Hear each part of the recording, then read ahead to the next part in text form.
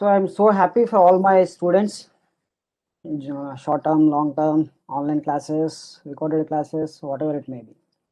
So actually, we thought of keeping this session in New Year, but I don't want to give a chance to people that 2020 is very bad year, so we have not done anything. So before starting the new year, you should be deciding whether you want to qualify GPAT or not, you want to attend the GPAT or not.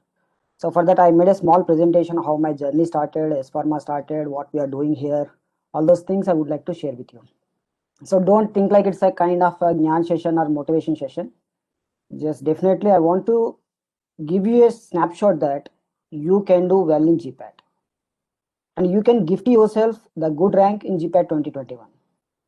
So we'll see how you can make it, how we can assist you. All those things I'll be sharing with you. So moving forward into the presentation. So I would like to know all of you, how many of you will get rank below 100? Below 100. I can see chat here. Chat box is open. Tell me how many of you will get rank below 100? My students.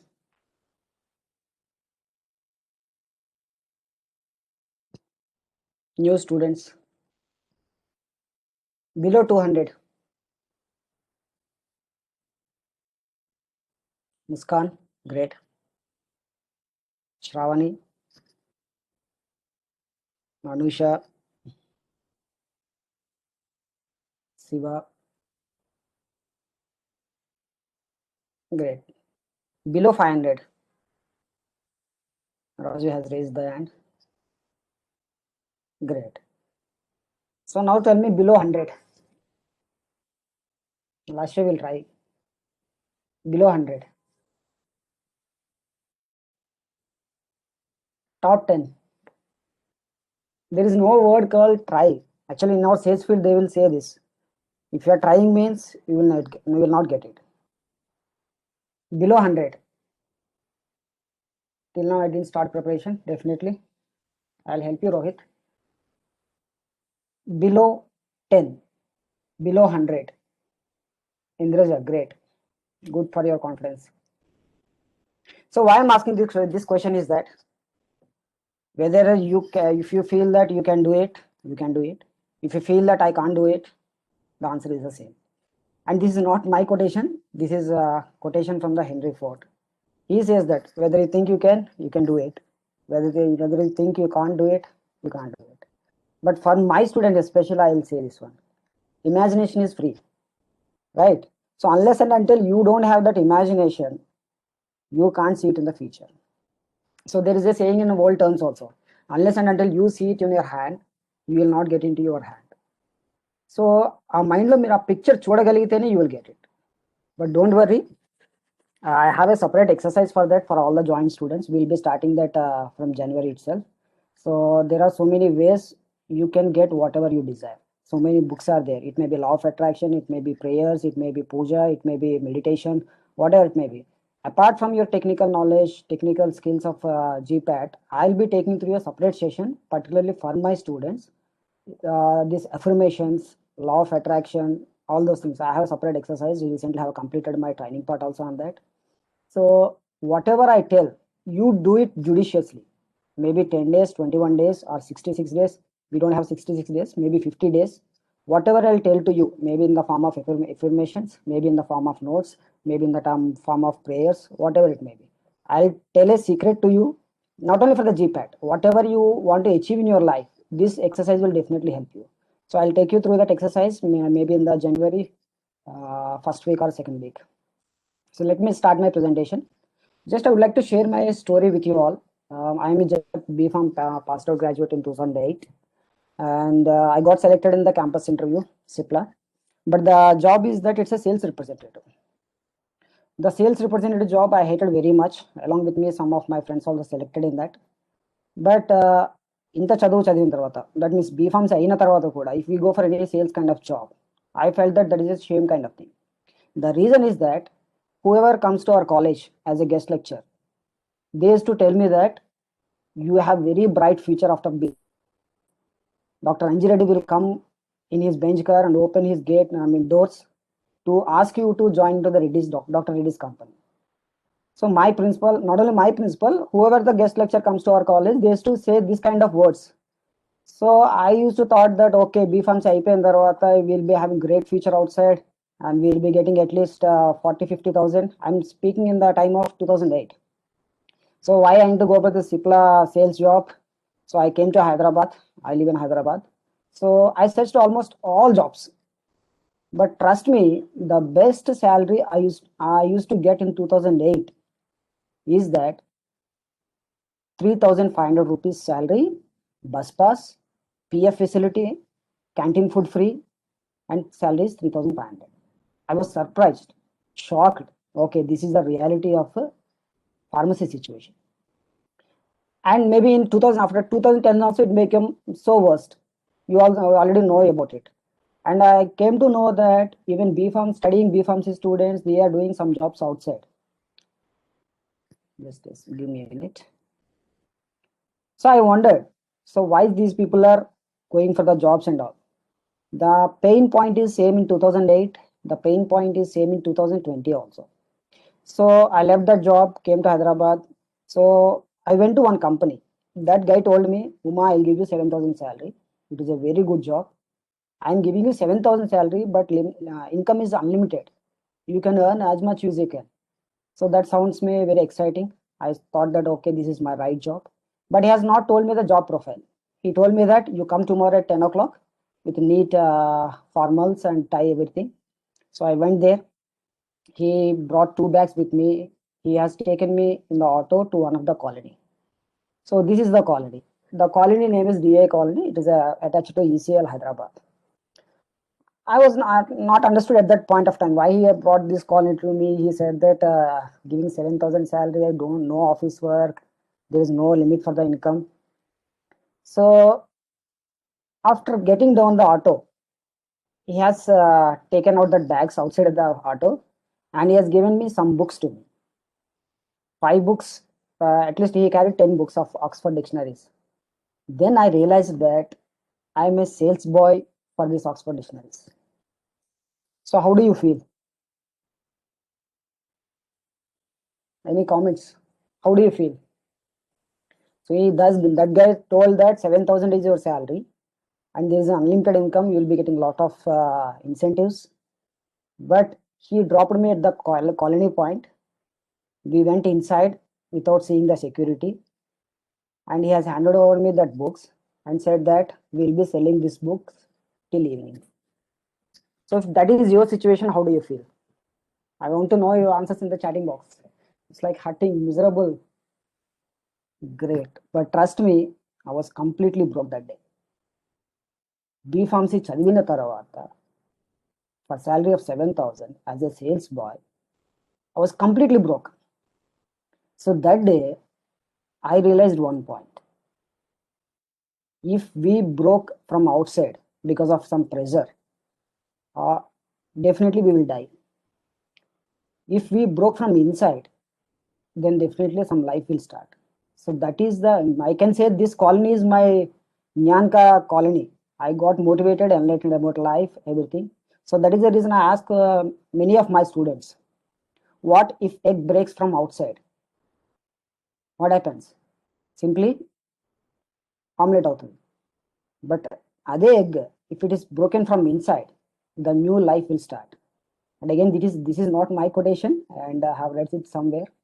So this is the day I realized the importance of life, and I thought that okay, ఇలా ఉంటుంది situation. Outside situation is this one. So that day I realized, okay, let me see what this guy is doing for the whole day.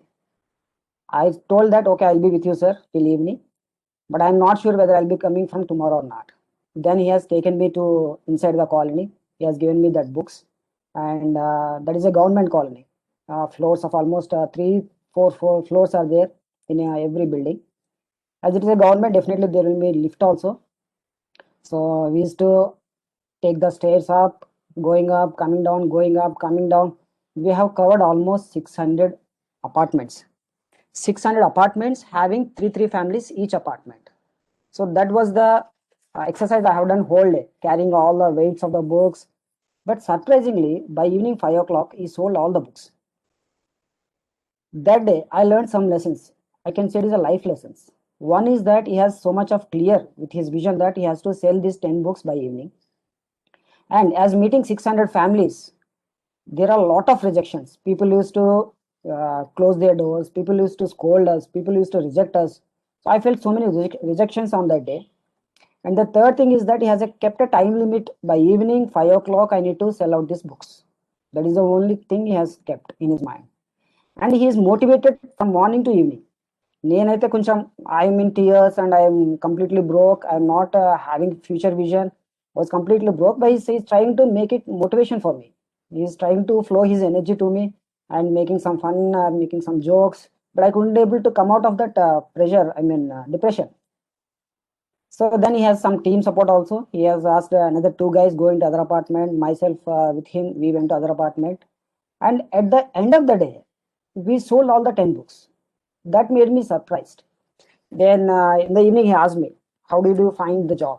I said, "That's the way you are working is fantastic, but that is not my cup of tea. I have done my B pharmacy. If the same sales I can do in these books, then there was no meaning of that. I mean, I want to join in the pharma industry as a sales guy only." Then I went back to Cipla, asked them, "Sir, I want to join as a sales representative." So I joined as a sales representative in 2008. So that is where my journey started. So people might have a question, why didn't you go for GPAT? Frankly speaking, I'm not a good kind of student. I don't got any good GPAT rank. And of course, Jyoti madam she is very much of a good student. She got very GPAT rank, reset, and she went for pharmacy. Going for the job is the only left out option for me. So I joined in the Cipla. I started my sales journey, worked in Cipla, Johnson Johnson, MSD, Coloplast. So all that last 12 years. So I made my profile into these kind of things. Founder of two startups, business consultant, franchise consultant. I have done my pharmacy also after marriage, and I became sales and career coach. Happily married to Jyoti Sri madam, and I have two kids. So younger one, elder one is at fourth class, and younger one is at first class. So this is my profile. So why I'm sharing all this story is that it is not that GPAT rank రాకపోయినంత మాత్రాన you will not stop your life. There is plenty of life. But what if you get GPAT rank and went into the hyper? That thought is there in my mind. So when my classmates they studied pharmacy, that left me some pain point to me.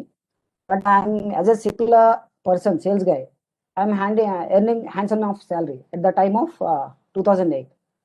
10,000 salary with incentives, with all the facilities, whatever other people has mentioned. So my life is very fantastic there.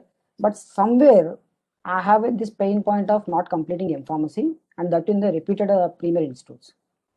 I have one of my batchmate. He got his Sniper Hyderabad seat in 2008, and when we are interacted almost 2 years in Sniper Hyderabad, so he came to a proposal. Sniper life is entirely different than any other life. So that is where this SPharm education came to my mind. So he said that I'll be bringing the best faculty who are passed out students of Sniper or my batchmates. You bring me the students. So that is where we mutually cooperated with each other, and the first batch we started. And this is my profile today. Today I'm here standing in that position. Our pain point, whatever the struggles I faced as a BPharm passed out, whatever pain I felt that I was not got into Nipper, that made me to inspire people today. So I brought 2010 నుంచి ఈ రోజు వరకు we have almost 200 plus alumni of people. So that is our main motivation. So to simply brief about SPharm education, we started in 2010 with team of four friends, and the very first batch is that with only 5 students. That 5 students also without any marketing, just somebody has told that we have this guy who is passed off from Nipper Hyderabad. He has his friend Uma Shankar. These two people are bringing some Nipper faculty and giving classes. So we don't have confidence at that time, 2010. But these poor 5 students has got some confidence on us. They came back to us and they said that, "Sir, we want to take training with you." Surprisingly, out of these 5 students, 3 people got into Nipper Hyderabad. I felt very happy. So as a book sales guy, I was completely broke. But that day, I was completely happy that I could able to give some happy life to these three students. And the three students join అయిన తర్వాత they gave me testimony in such a way that, sir, you completely changed our lives. Why? Because these people also doesn't know what NIPER is all about. Just they wrote the exam, they went into NIPER Hyderabad, they have seen the hostel, and appadappudu just started. 2007 they started NIPER Hyderabad. 2010 is the people, these people has joined. So first long-term batch 2010 we started with 60 people. Out of 60, 28 students we sent them into various NIPERs.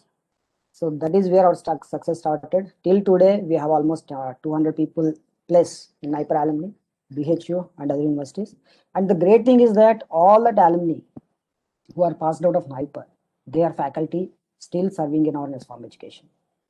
And not only for this NIPER and BHU, we have clinical research courses, whatever courses we mentioned, we have complete pharma solutions. And maybe recently I have seen a post, we have done PEBC Canada with Swapna. Swapna is the first long-term student in this batch. Out of 70 students, she is one of the girl from Geetanjali College, Hyderabad.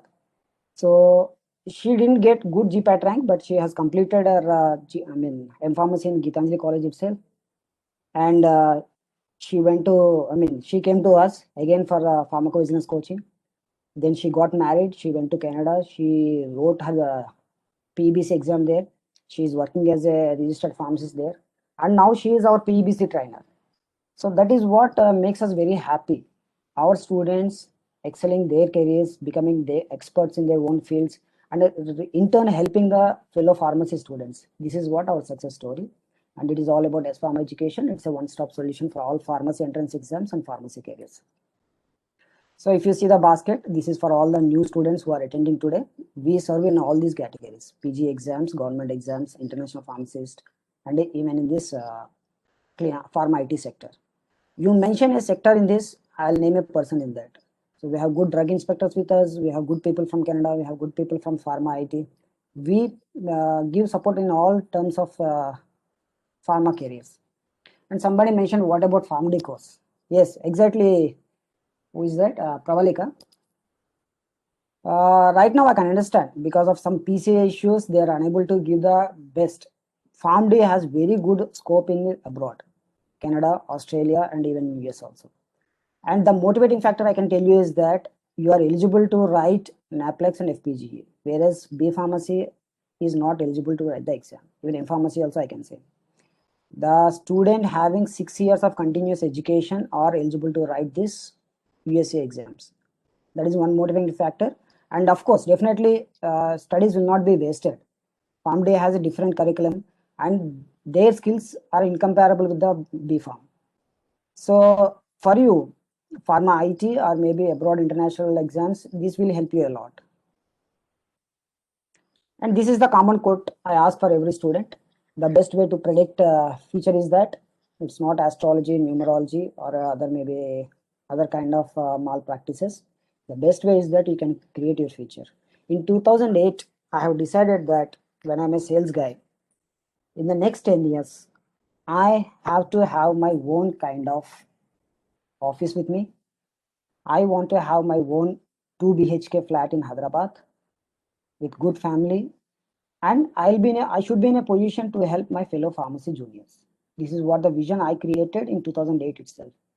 So as a thought in my mind in 2008 that came to existence by this 2020. You can see my profile. So like many of you, I was nothing in 2008. My persistence, guidance from the seniors made me to sit in this position. And you trust me, we have almost 35 plus team with me, and everybody helps me, right? Because identifying my genuine efforts, Jyoti Sri, her efforts, and definitely everyone helps us. That is the reason we still sustaining in the market.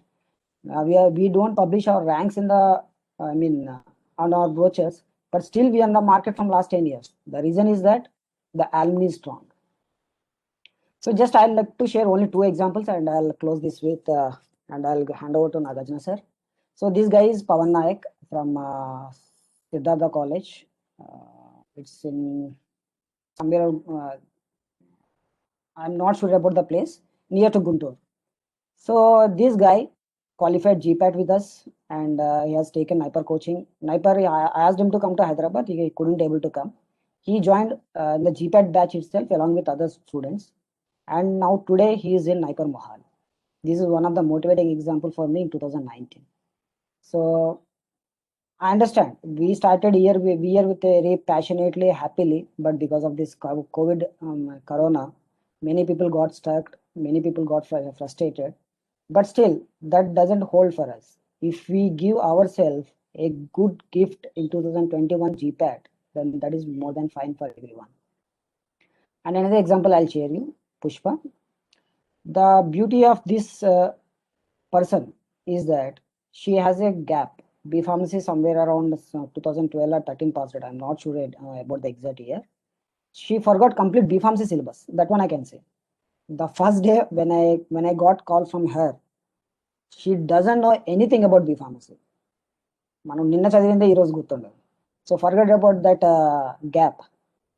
But she asked me, sir, I want to qualify in PG set, not even in GPAT also. Is there any coaching available with you?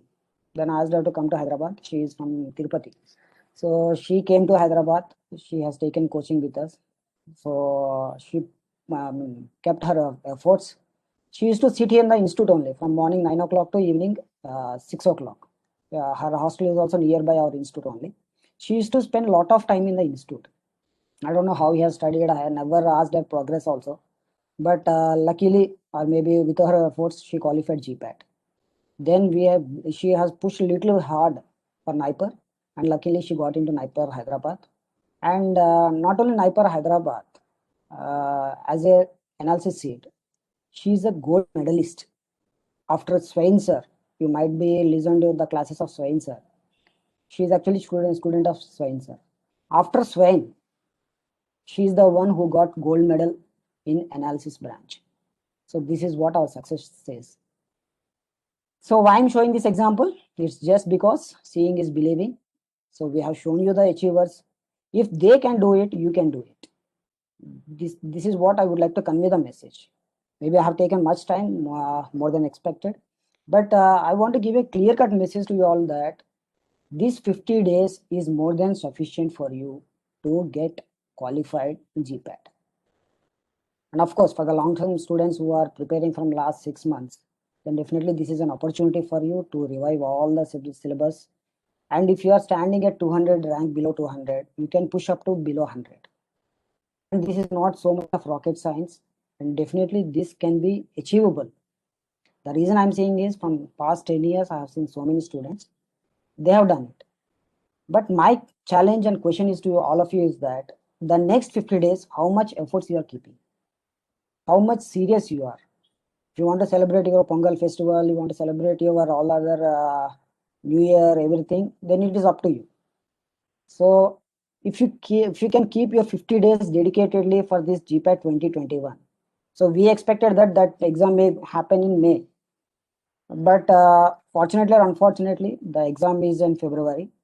We should be ready for everything, right? So if we get more time also, we may get relaxed. So the time is very less. So it is ourselves. Definitely competition will also be less. Many people may not be prepared by this time. So they may start it today. And some people are there. They will be starting their preparation maybe Feb 1st, thinking that ours is all overnight, this thing, what we call preparation. So compiling all these things, final message I would like to say to you all, we are here to support you. And you can listen to Nagarjuna sir also. He'll be sharing his examples, all the new ones. So believe in yourself. This is what the final message I would like to tell. And the exercise part, what I told you about the affirmations, mind rewiring, this neuro-linguistic program, all those things I'll take you through in the January. Why? Because I'm also very new to that. Whatever I believed in my mind, I have seen in my mind, I achieved till today. And whatever I have planned for next 10 years, definitely I'm going to achieve that at any cost. Why I'm saying the confidence? This is all the universe patterns I see. So that has gonna happen definitely. But the only thing is how you receive it. You receive it negatively or you receive it positively. So going back to the first slide, if you believe that I can do it, you can do it. If you believe that sir, customs are not rani radu, then definitely you will not get. We have a human student mindset. If our friend asks, today exam you wrote very well, immediately we'll say that, "Are ఏం రాసిన exam మనకి రాయలేదు, ఏం చదవనే లేదు." So that is the kind of mindset we have, right? So just this is a small screenshot about our pharma. Many people know this. So for all the people who are joining today, what I can tell to them is that we have free NIPER coaching program for all the students of S-Pharma education. So this is applicable for these short-term batch students also, this 50 days batch students also. So make use of it. You imagine yourself that you are coming to NIPER coaching in S-Pharma education.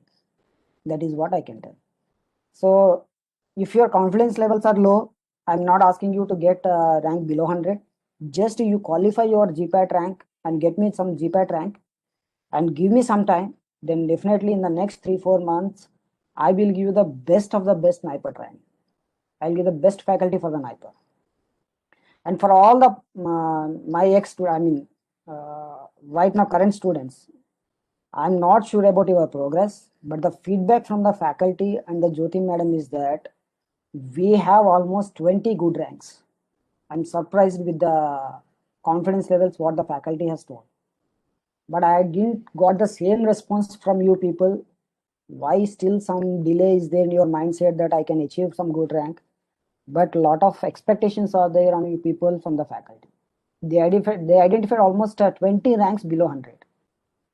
Maybe they are overexcited me or they have seen extraordinary skills from you. I'm not sure about it. But in my mind also, I'm visualizing that I'm getting 20 ranks below 100 or 200. And I'm gonna publish this time ranks, not to boast ourselves, just to honor you. We kept a lot of efforts. I want to honor you, and we will be bringing all the rankers on one platform, and we may go for press also. We want to highlight you people. This is what the target we kept. And in Guntur, Brahmas are working on his best to get the best students from the Guntur area also. And if you have any concerns from Guntur area, you can talk to him. And anyway, Jyoti madam is also there to assist you at any point of time. I'm surprised with her efforts. One point I forgot to mention. Whatever we have seen in 2010 with 70 students of batch, making at least 20 students, 28 students getting into NIPER. The same process somehow I'm observing in 2020 also. We are feeling like the same long-term batch has started and same passionate people has come to us and we are giving the best to them. And I'm 100% sure that whoever, how many students, till now 98 people I'm seeing here, these 98 people, if you decide today itself, and if you can give me next 50 days to me, I'll be telling some exercises to you. And technically, don't ask me anything. I'm not at all good in technical part, but I don't have any regrets. Even though I'm not into NIPER, definitely NIPER alumni is working for me. I'm happy with that. So I'll be helping you out. Take maximum utilization of faculty. Be with us. Prepare your plan. And next 50 days, keep it as a target. Done? So with this, I'm closing the session and I'm handovering session to Nagarjuna sir. Nagarjuna, are you there? Sorry, I have taken so much time to tell all those things.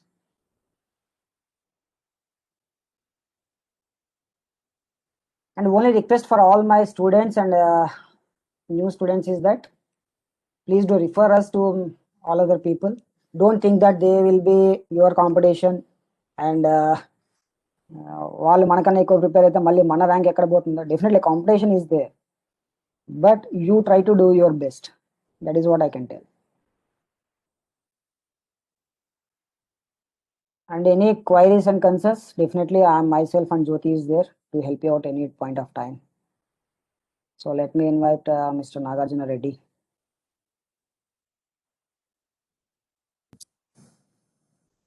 Yeah, hi sir. Good Good evening, evening. Nagarjuna. Sorry for taking Yeah, much it's time. okay.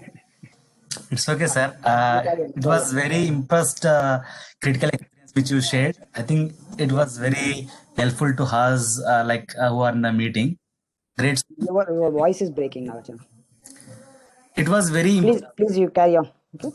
I Thank you very much. Thanks. yeah, sure, sir. Yeah. Hello. Yeah. A warm good evening to one and all. Most of them already about the GPAT, how many marks, how many bits, each bit, how many carries with how many marks, and what the negative marking, what is the like positive, negative. Everyone knows about it. I'm not talking much about it.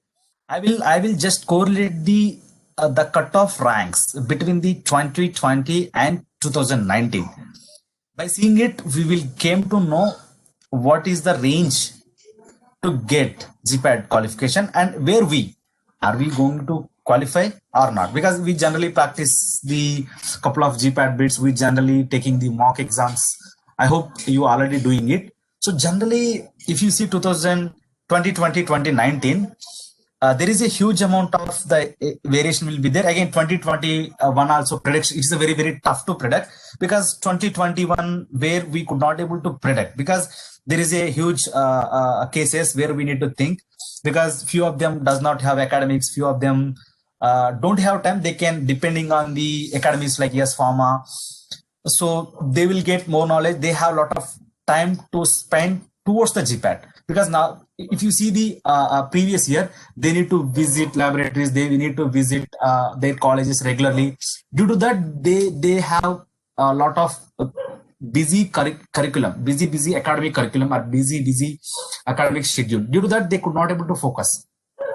This year they don't have academics, this year they don't have laboratories. They can spend complete time towards GPAT. So we could not able to predict what is going to be happen, but we have to maintain the range from the 160 to minimum 180. That's the what generally to be a good say, good a zone. So don't think that this year people does not have academics. This don't think that people does not have good academics, different subjects, how to read, what to read. But nowadays people are taking coachings. They are good in the concepts. They know about the GPAT. They know what to do and how to prepare. So again, competition is a very huge. In terms of competition, I'm explaining these things. So don't think that this year cutoff will be less. So keep in the cutoff range in your mind, at least 160 to 180. That will be the exact where we are expecting. So that is the safest zone. So if you are not following that range, again, you will be going to be a dangerous zone. So if you see a general category in the 2020, 163. These are the remaining categories. So those who have reservations, you use it as an advantage, but don't think it is a over advantage. It will leads to the other ways. So just take it advantage, but don't depending on these advantage. Try to get as possible as much. Even if you put a wrong answers also, it will be the advantage to you. So those who does not have reservations, don't think much about it. It will be just variation of the 5 to 6 bits. Generally, the people who have the reservation who does not have, there is not much variation. It's just 5 to 6 bits. So I would like to talk about the new category which they launched in the 2020. Few people may or may not know about it. That's just I am emphasizing the people who are in the general category. Depending on the annual income, there is a separate category they have launched as per the central government rules. So that is called economical weak section or economical backward category. Okay, EBC or EWS. So I hope you might about it. So I don't want to talk much about it. So those who have, you have to put while applying your category is this one.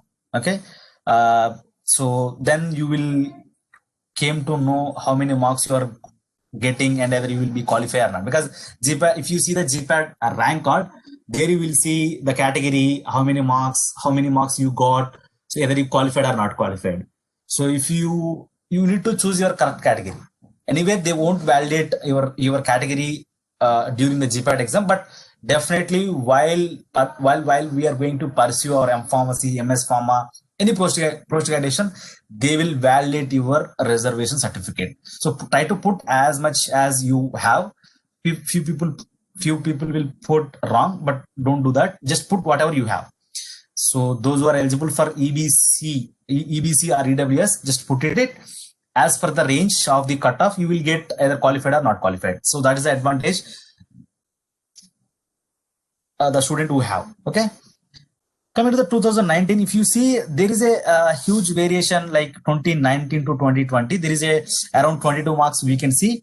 So there is a huge cutoff is increasing year to year. Again, 2021 also we can forecast 180 to 180 range. There is no point of, because people are utilizing the advantage of that virtual, like online classes is going on, right? They may or may not able to attend to the academic lectures. They will definitely will take GPAT, and they will think about it, and they will do only GPAT.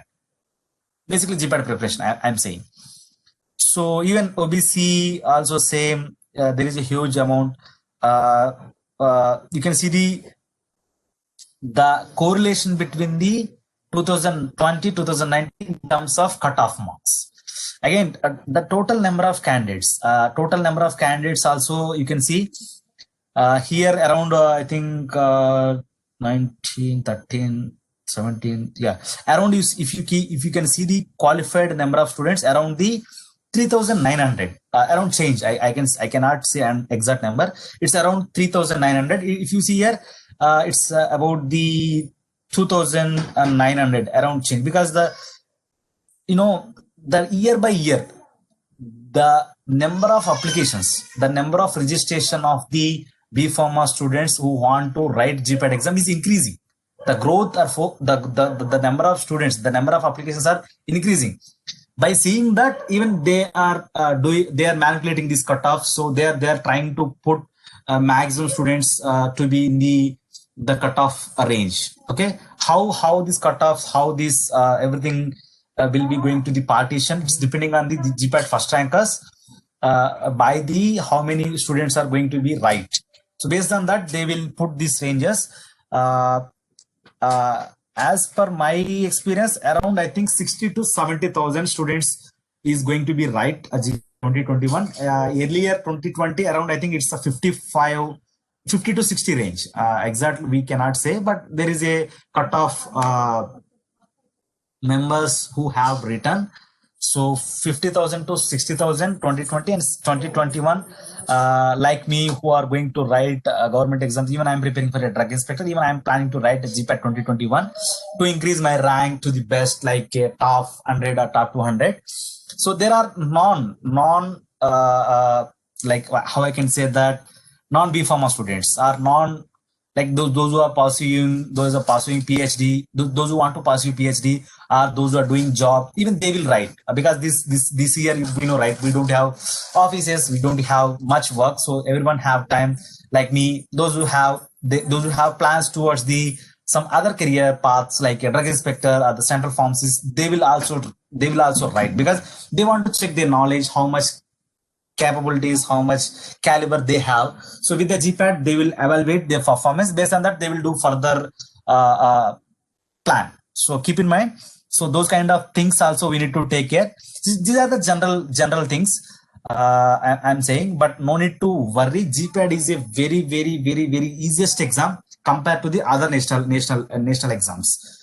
You can see 125 questions. Only we should get around 40 to 50 enough.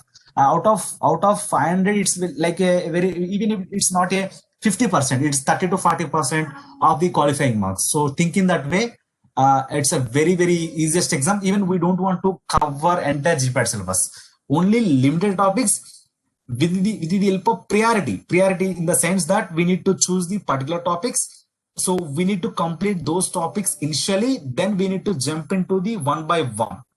So with these strategies, definitely we are going to qualify. I am giving the assurance to you, definitely, who are preparing well and who have someone have some question. Let me do the chart. Someone are doing how negative mark. I hope you have idea about it. Negative marking, like one question carries 4 marks. Negative will be 1. Okay. So if you are choosing a bit, if it is a negative, if it is a correct, if it is a correct response, you will get a 4 marks. If it is a wrong response, you will get -1. So even negative marking is a very, very important, but it's a very, very negligible. About the marking, how to attempt, how many bits required to attempt, that we will discuss in the next session. Okay. About negative marking, about how many bits we need to choose, what is the maximum amount of the bits where we need to choose, how basically attempting, I'm saying how many bits we need to attempt. About those details we will discuss in the separate session. This session meant for how to read, what are the strategies which we need to apply while reading, how to design a preparation plan, and what topics which we need to choose, what type of subjects which we need to give priority initially. Within the subjects, what are the important topics which we need to give or which we need to choose initially. So those things we will discuss. About that we will talk later. If time permits, we will discuss today only, but we will take a separate session about the attempting of the GPAT bits in the GPAT exam, and how to take care about the negative marks, how to take care about the toughest subjects, and the time, how to maintain the time, and few statistical scenarios, how we can apply those things. We will talk in the January ending. Okay. Now that the time what we do have, we need to spend time for the preparation only. While preparing, what are the strategies? What to do while preparing, or what not to do? Because everyone will prepare, everyone know about the GPAT, everyone have good knowledge in the pharmacology. What are the subjects which we have? Why only few students are going to get a GPAT ranks? Why only few students are going to qualify? Why others are not? So to differentiate that, what things to do, that we will discuss. That's the agenda, what's the objectives, what we are going to discuss. So about the cutoffs, about the reservation, about the especially EBC, economical backward category, EWS, economical weak session. About them, I'm again emphasizing, if you have the reservation of that, if you are eligible for that, just put while applying a GPAT or while registering your GPAT. So that is a one thing. And those who have reservation, you have to utilize it. Don't take it as an advantage. Don't take it as an over advantage. Take it as an advantage. And those who does not have, don't think about it. It's a very negligible differentiation. Few people will think much about it. Few people will worry a lot about it. There is nothing to worry about it. It's just only 5 to 6 bits. Because there are many things will come to the picture by seeing this slide. Even I came to know what the discussion people will do surrounding this the slide, whatever which I'm explaining. So don't think about it. Don't waste your time. Those who does not have, or those who have also, don't take it as a over advantage. So with this conclusion, I thought that you have a clear cut idea about the cutoffs, how many minimum marks is required to qualify GPAT, and with respect to the correlation of the 2020 and 2019 year. Okay. నేను అందరికి అర్థమైంది అనుకుంటున్నాను. Basically year cut off marks ఎలా ఉంటాయి general కేటగిరీకి, అదేవిధంగా different other categories వాళ్ళకి. So number of students year to year ఎలా ఉంటుంది అనేది కూడా ఆ పార్టీషన్ అనేది క్లియర్ కట్ ఇక్కడ మెన్షన్ చేయడం అనేది జరిగింది. So still does anyone have any doubts regarding the cutoffs, regarding the categories? So these people are qualified with respect to the category. So total will be the 2020 around 3,900, more than that, and here 2,900. So there is a clear cut 100 people will be the differentiating.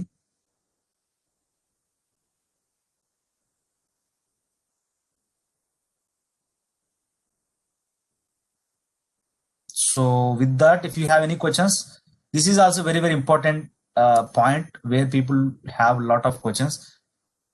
EBC, who are eligible to apply EBC?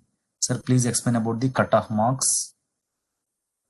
Yeah, 2 questions which I came from the students. One question is that I think I have explained about the cutoff marks, right? Cutoff will be, it's just a reference how the cutoff is partitioned in the year of 2020 and 2019. So if you see the 2020 cutoff of the general category will be 163. Same with respect to the 2019 will be 141. So based on the reservation, it will be differentiate. So you can explore it by seeing this slide. I will share this presentation. So still, I don't think you might have questions regarding the cutoffs. Again, don't think about the cutoffs. It's a simple cutoff, right? Don't need to worry about it. It's just 30 to 40% of the total marks. Sir, we cannot see the slide. I think Jyoti ma'am, if you are in this meeting, kindly look into the problem. I hope It was visible. great.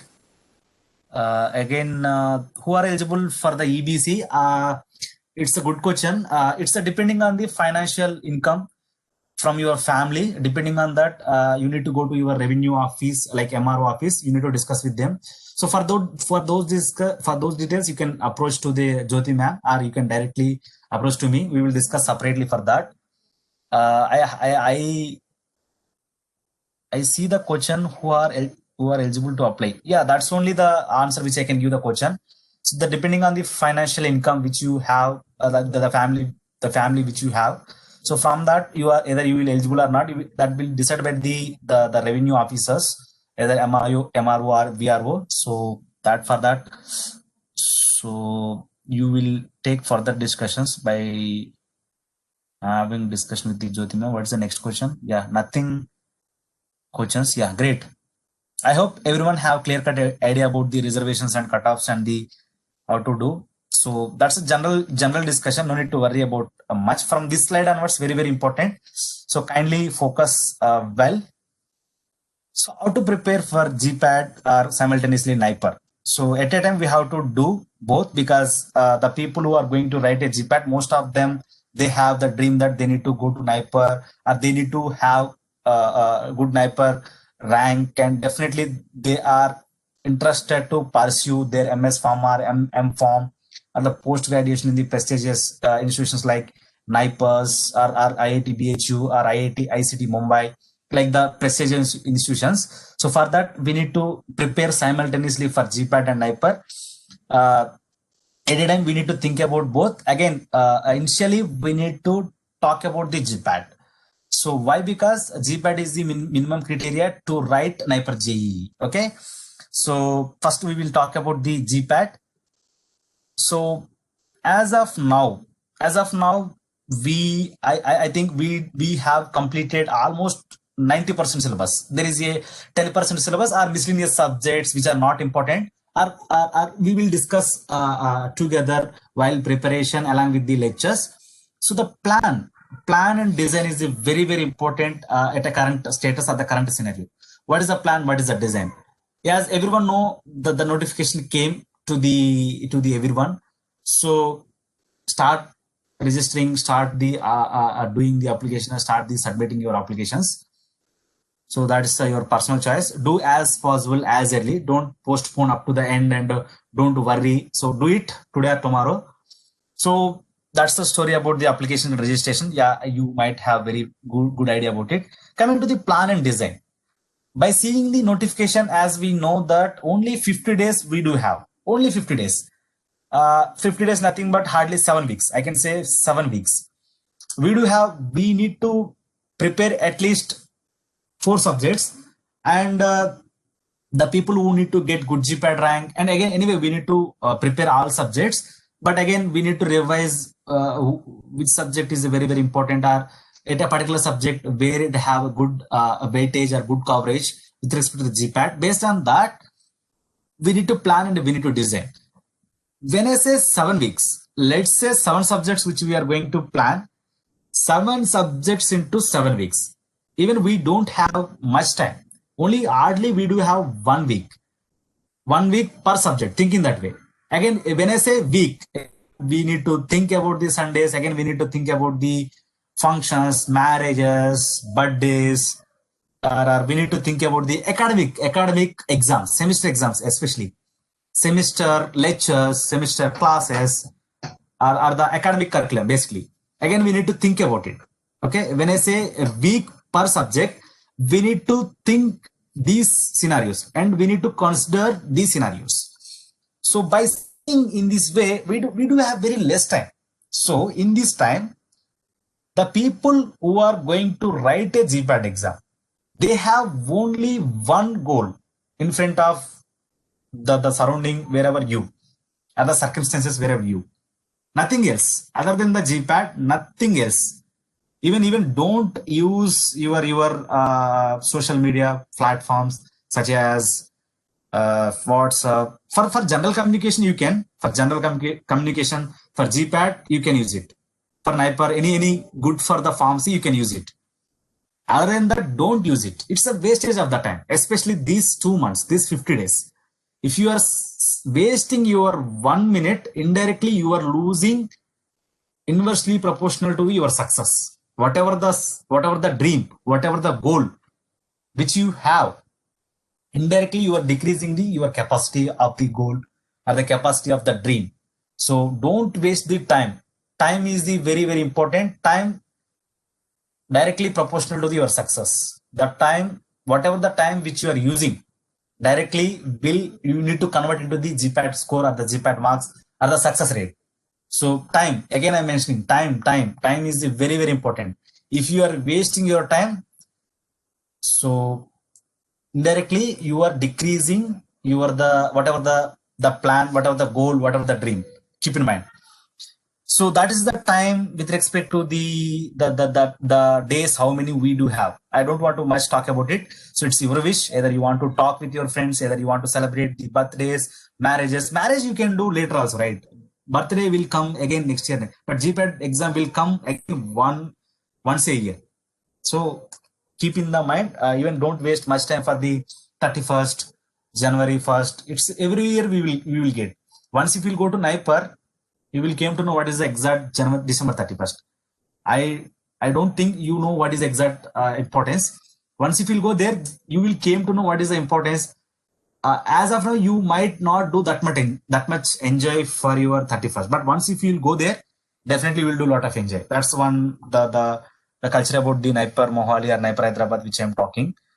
So again, don't waste time. Only GPAT, reading, sleeping, that's it. Eating also. Eating, reading, sleeping. Nothing else. Okay, keep in mind. So 7 weeks, 7 subjects, as I mentioned. So how we can utilize the time? So when I say time, with respect to the preparation, with respect to the reading, we need to have good notes, good materials, and books. Generally, what happened during the last crucial time, people will worry about the material, people will worry about the books, people will worry about the notes. Yes, everyone will feel like they may not have good notes, they may not have good books, they may not have good materials. Whatever we do have, I as per my experience, 90% will be sufficient, because it's already you are in the journey since more than 8 months, right? You know what the books, you know what the materials, you know what the content is required to focus. So don't worry much about it. If you have a particular concern, if it is available near to you, just you can travel it, you can take it from your friends. Okay, books కోసం materials కోసం ఎక్కువ worry అవ్వాల్సిన అవసరం లేదనమాట. ఎందుకంటే during my preparation నేను think చేసేది అనమాట, ఫ్రెండ్స్ ఎక్స్ పర్సన్ రవి ఇక్కడ మంచి మెటీరియల్ ఉందనుకుంటా, అతని దగ్గర మంచి నోట్స్ ఉందనుకుంటా. Common pharmacy syllabus, common central nervous system, common CNS, every one will be in the same line. Sometimes they might have good points. They will create a points, they will create a cut short notes while preparing, while listening the lectures. Whenever they get a chance, they will do that. If you feel someone have a good cut short points, good points, you can contact him, you can take it, but don't worry much about it. Okay, whatever we do have, question will come from the area. Question won't come from the particular line, right? It will come from the area. If you are good in the area, definitely you can choose the options A, B, C, D. You will be there, right? You can think about it, you can choose it. It's not like a fill in the blanks, it's a multiple choice. So by seeing question, you can eliminate easy 2 answers. Only two, within the 2 answer will be there. So with the coaching experience, with the preparation experience, you can choose definitely. So don't think much about the materials. Books, coming to the books, we know I will talk books separately within the next slides. When I say materials, notes, materials, I think you might got from the Yes Pharma. You do have some PDFs like a Pharma Rocks or from Crackers, some PDFs. You can download it, you can just go through it. So these PDFs, these general materials will be useful to revise quickly, to get the missing points while revising the concepts. So for that purpose, I'm just referring to the any material, any notes. Generally, I can say notes. Any notes you will get from the friends, you will get from the online. So just download it, just read it. That's it. If you feel if it is in a good point which you missed, just note down it.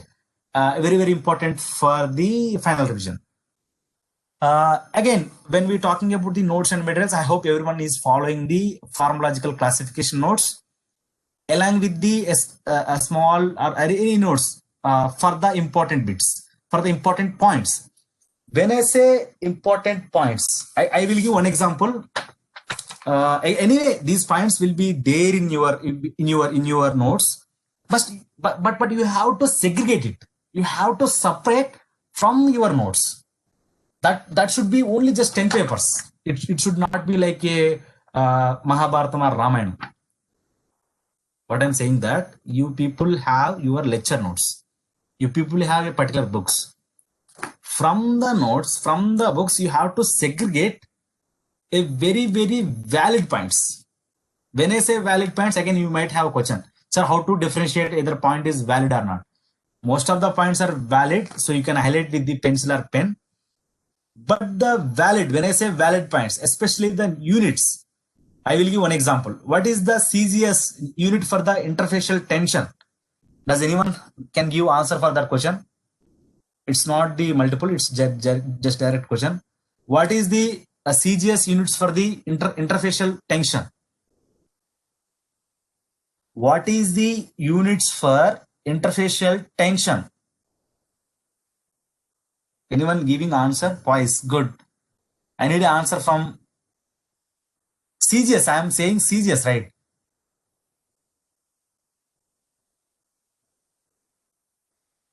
I'm asking CGS. CGS.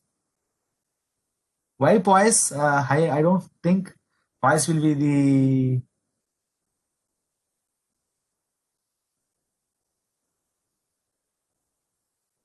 Yeah, one person is giving answer. And when I say answer, because we don't have time, that's why I'm not discussing.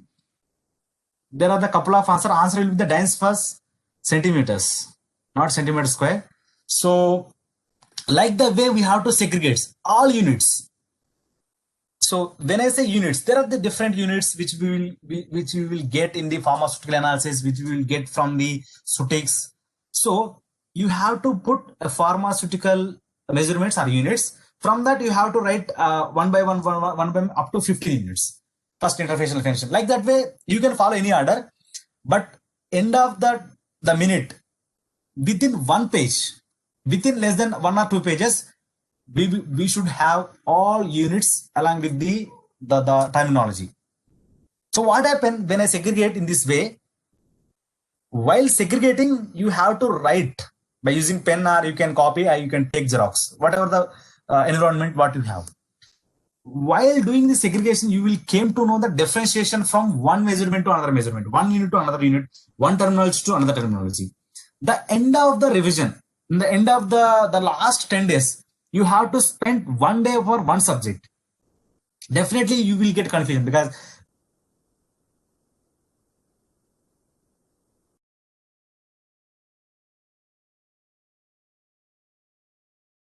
people will get some more frustration while reading all. So with this segregation, you will came to know, yes, these are the units from the pharma, these are the units from pharmaceutics. Within the pharmaceutics, I know units of interfacial tension, I know units of the surface tension.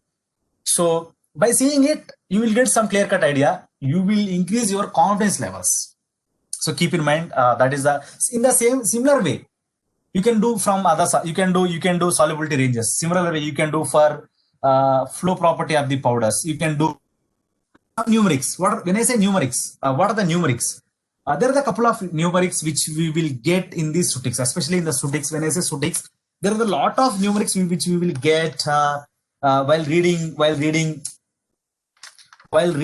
Sutix, while differentiating the characteristics with respect to the concentration, with respect to the manufacturing formulation. I can say one example.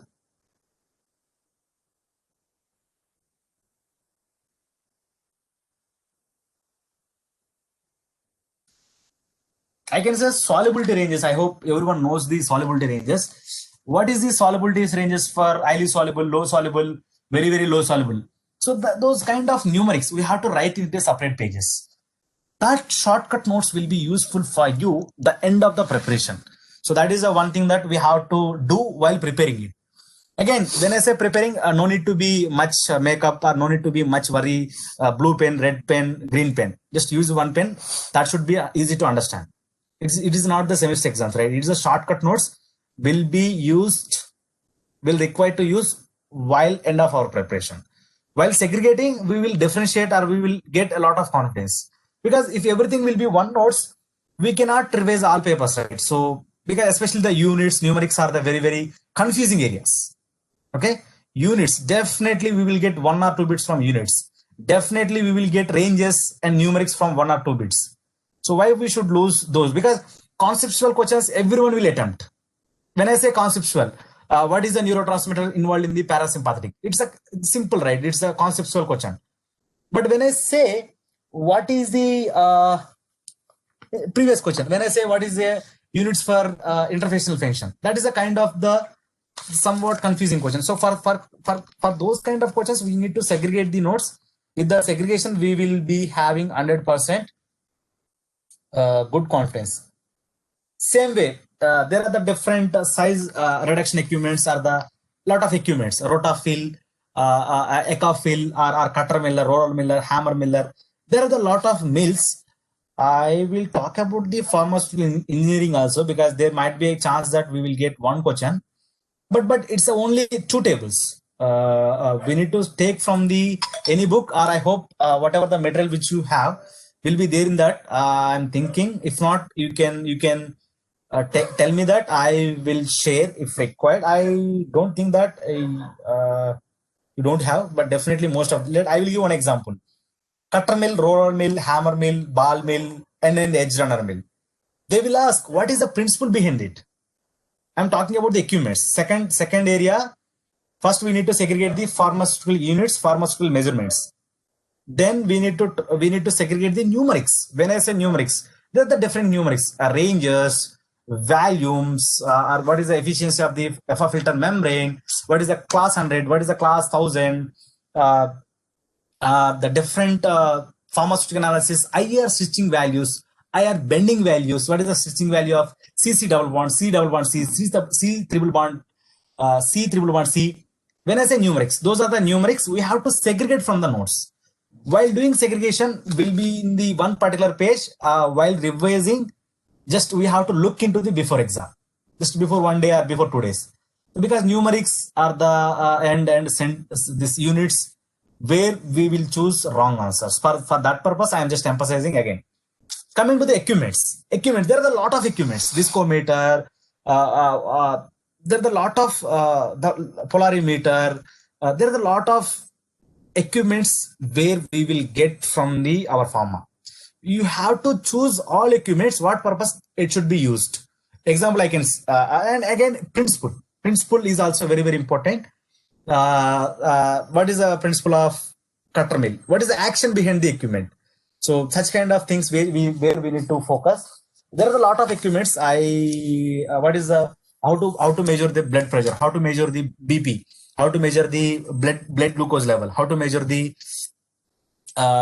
different things we will come across with the what is the use of asphalt viscometer, how to measure the optical activity.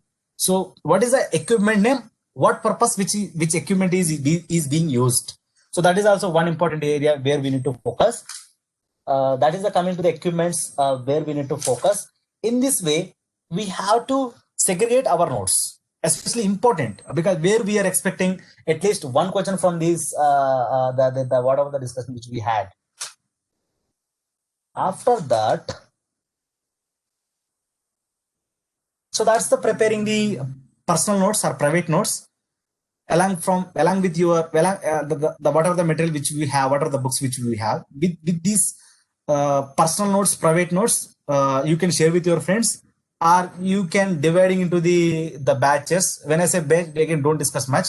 Let's prepare one person from pharmaceutics within the technology like aerosols, parenterals, capsules, tablets. Again, one person can choose physical pharmaceutics such as interfacial phenomena, surface tension, dispersal system, some other topics. So you can differentiate. After differentiating, you can share the notes through mail or through Xerox. That is another way where we have done. One of my friend has prepared aerosols. One of my friend prepared parenterals. If you are close, again, okay, don't waste much time while doing this, while discussing this. But the way which is one approach where we have to follow. With respect to that, again, when I say segregation or the partition of your important notes, important of the rotofill, echofill, echoge, rotavate. So those are the different equipments where we, what is the equipment for segmentation, sieving, particle size. That's the one example which I can use. Those who not knowing much, those who joined for short term.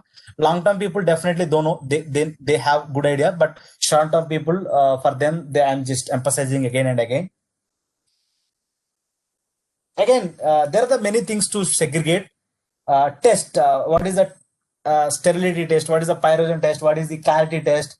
For that also, whenever you feel it's a valid point, you can highlight. You can highlight the point, or you can highlight with the pencil by putting underline, or you can segregate from the notes. So that's the one thing that where we need to emphasize. That's the how to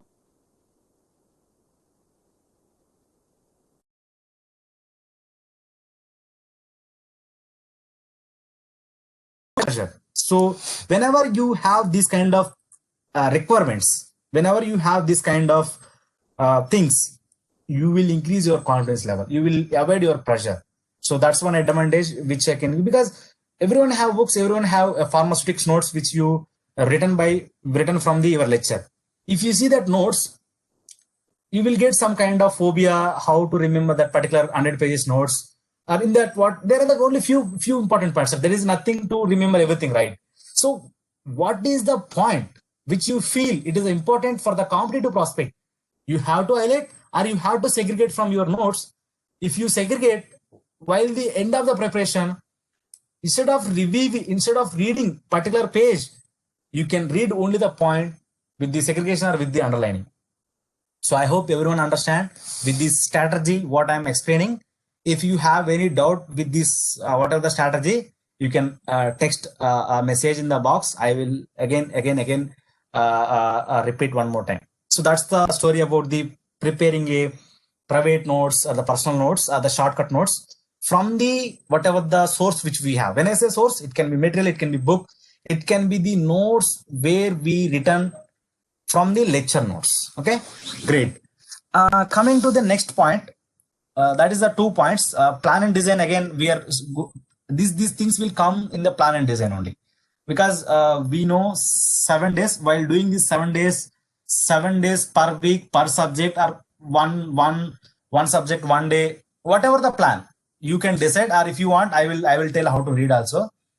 But I hope you might have good idea.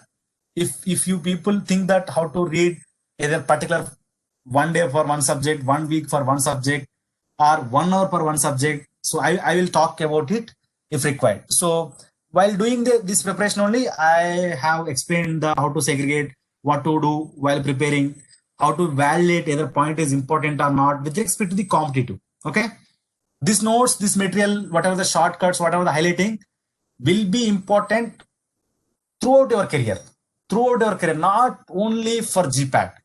Any competitive exam will come to the next years. For that also you can use. Or in future you will be the faculty members, you will be the professors, you will be the whatever the things. So for that purpose also it might be used. Still I have my all GPAT notes. So that's the notes material books. Coming to the topic wise bit practice and discussion. When I say topic wise bit practice, up to now, up to the day, as I mentioned, we might have completed 90% syllabus. Syllabus is completed. I think you might have a grand view to the each subject, to the each topic, to the each page, I believe. Now you have some idea with respect to the pharmacology, with respect to the sutics, with respect to the etc. subject. Take either Vinamdar, RR, Pearson or any MCQ or any app which is provided by the ES Pharma. Just take one subject.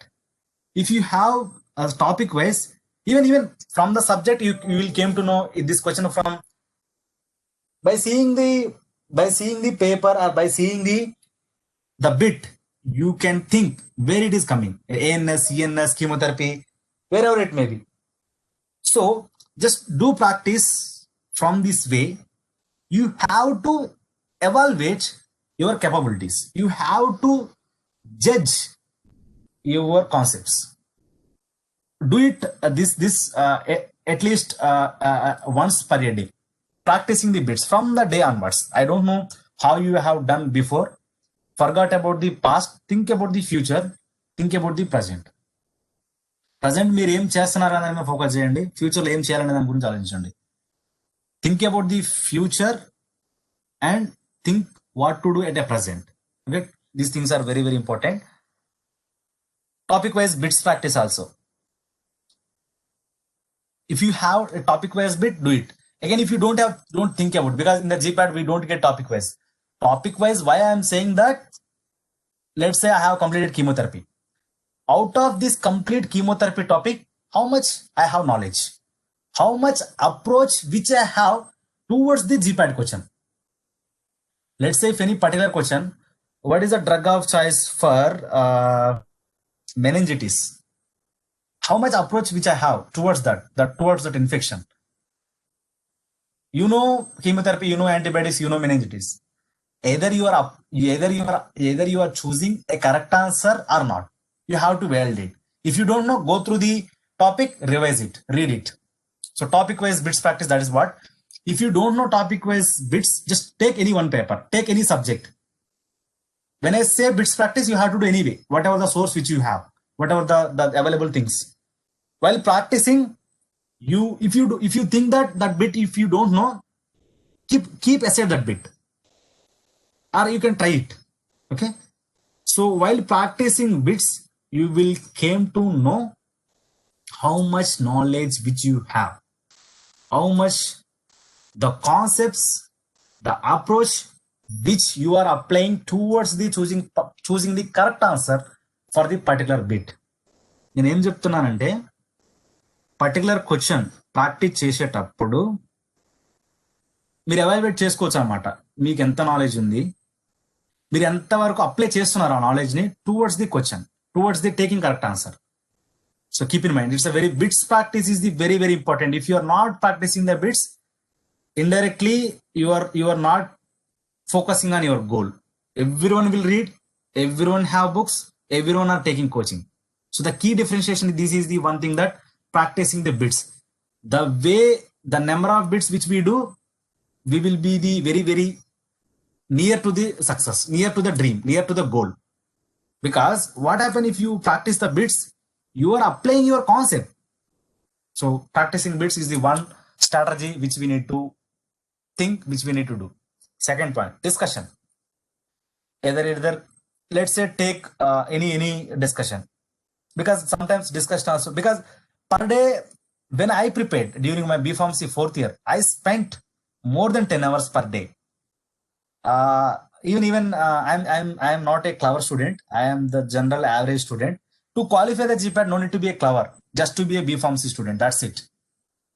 Don't think in a over underestimate way. Everyone are eligible to qualify. Just we have to dedicate, we have to spend these 2 months. Again, those who are in the short term, don't think. There are a lot of my friends who just spent December and January or December, they qualified. Okay, whatever the time which you have sufficient, GPAT qualification is the very very easiest way. Okay, even compared to the semester exams, I am very very hard to prepare. I feel very complexity while preparing semester exams, while writing semester exams, because 3 hours we have to sit, we have to fill 32 papers booklet. ఆ booklet రాసేటప్పుడు చేయి మొత్తం బాగా pain వచ్చేది అనమాట, చాలా చాలా చిరాకు వచ్చేది అనమాట. But GPAT exam is the very very easiest way. Only we have to click, we have to think logically. Logics we have to apply in the GPAT. Magics we have to apply in the semester exams. I hope everyone I know what the magics which we are doing or which you people are doing currently. So that's the one differentiation. So try to understand the logic. Even people who do have backlogs or who feel that they are average students or they are like some other category, that is not the way to think in the educational field. In the educational field, that how much time you are spending, how you are reading, what you are reading, while reading what you are doing, that's the matter. That's it. Okay. Class లో first rank వచ్చిన కూడా జీపీఎట్ qualify అవ్వలేదు. Examples చాలా ఉన్నాయి. Even I have one backlog during my, I have backlog, but I have qualified. I entered into the Naipur Mohali. I have chosen good department. I have pursued my MS Pharma. I get good campus placement in the Bangalore. I'm working. I'm getting good salary. Still, I'm preparing for my some other God plans, and I'm improving my knowledge. I'm taking lectures. When I say backlog, not in between, it's in the 4th year, 2nd semester. I hope everyone know we can keep రెండు subjects pass కాపోయినాం కాదు. ఆ క్రిటేరియాలో ఒక subject నిలిపెట్టామన్నమాట. NIPER preparation లో బిజీగా ఉంది. Okay, so we can leave the 2 subjects. For that purpose, I left one. I returned, but I failed due to the proper preparation. Due to the improper preparation, I did not prepare properly. I failed it, but I did not return again. I don't want. I have good percentage. I have already qualified GPAT Naipur. So if you have backlog also, don't think. Backlog is the different, GPAT is the different. Okay, keep in the mind. That's the people who are underestimate themselves. So for them, this is the range. What I'm saying, when they think, when they don't have proper confidence, they have to very care about these cutoff. 45 to 50 to get this mark, just to be a B.Pharm student enough. No need to be a clever, no need to be a first ranker, no need to be a something, etc. 45 to 50 questions enough to qualify. Again, if you have reservation, if you have some criteria, again it will be the advantage to you. So 45 to 50 questions, that will be the safest zone. I'm saying 40 questions is sufficient, but we will be having some negative marking, right? To avoid that, we should choose exactly 45 to 50 out of 125.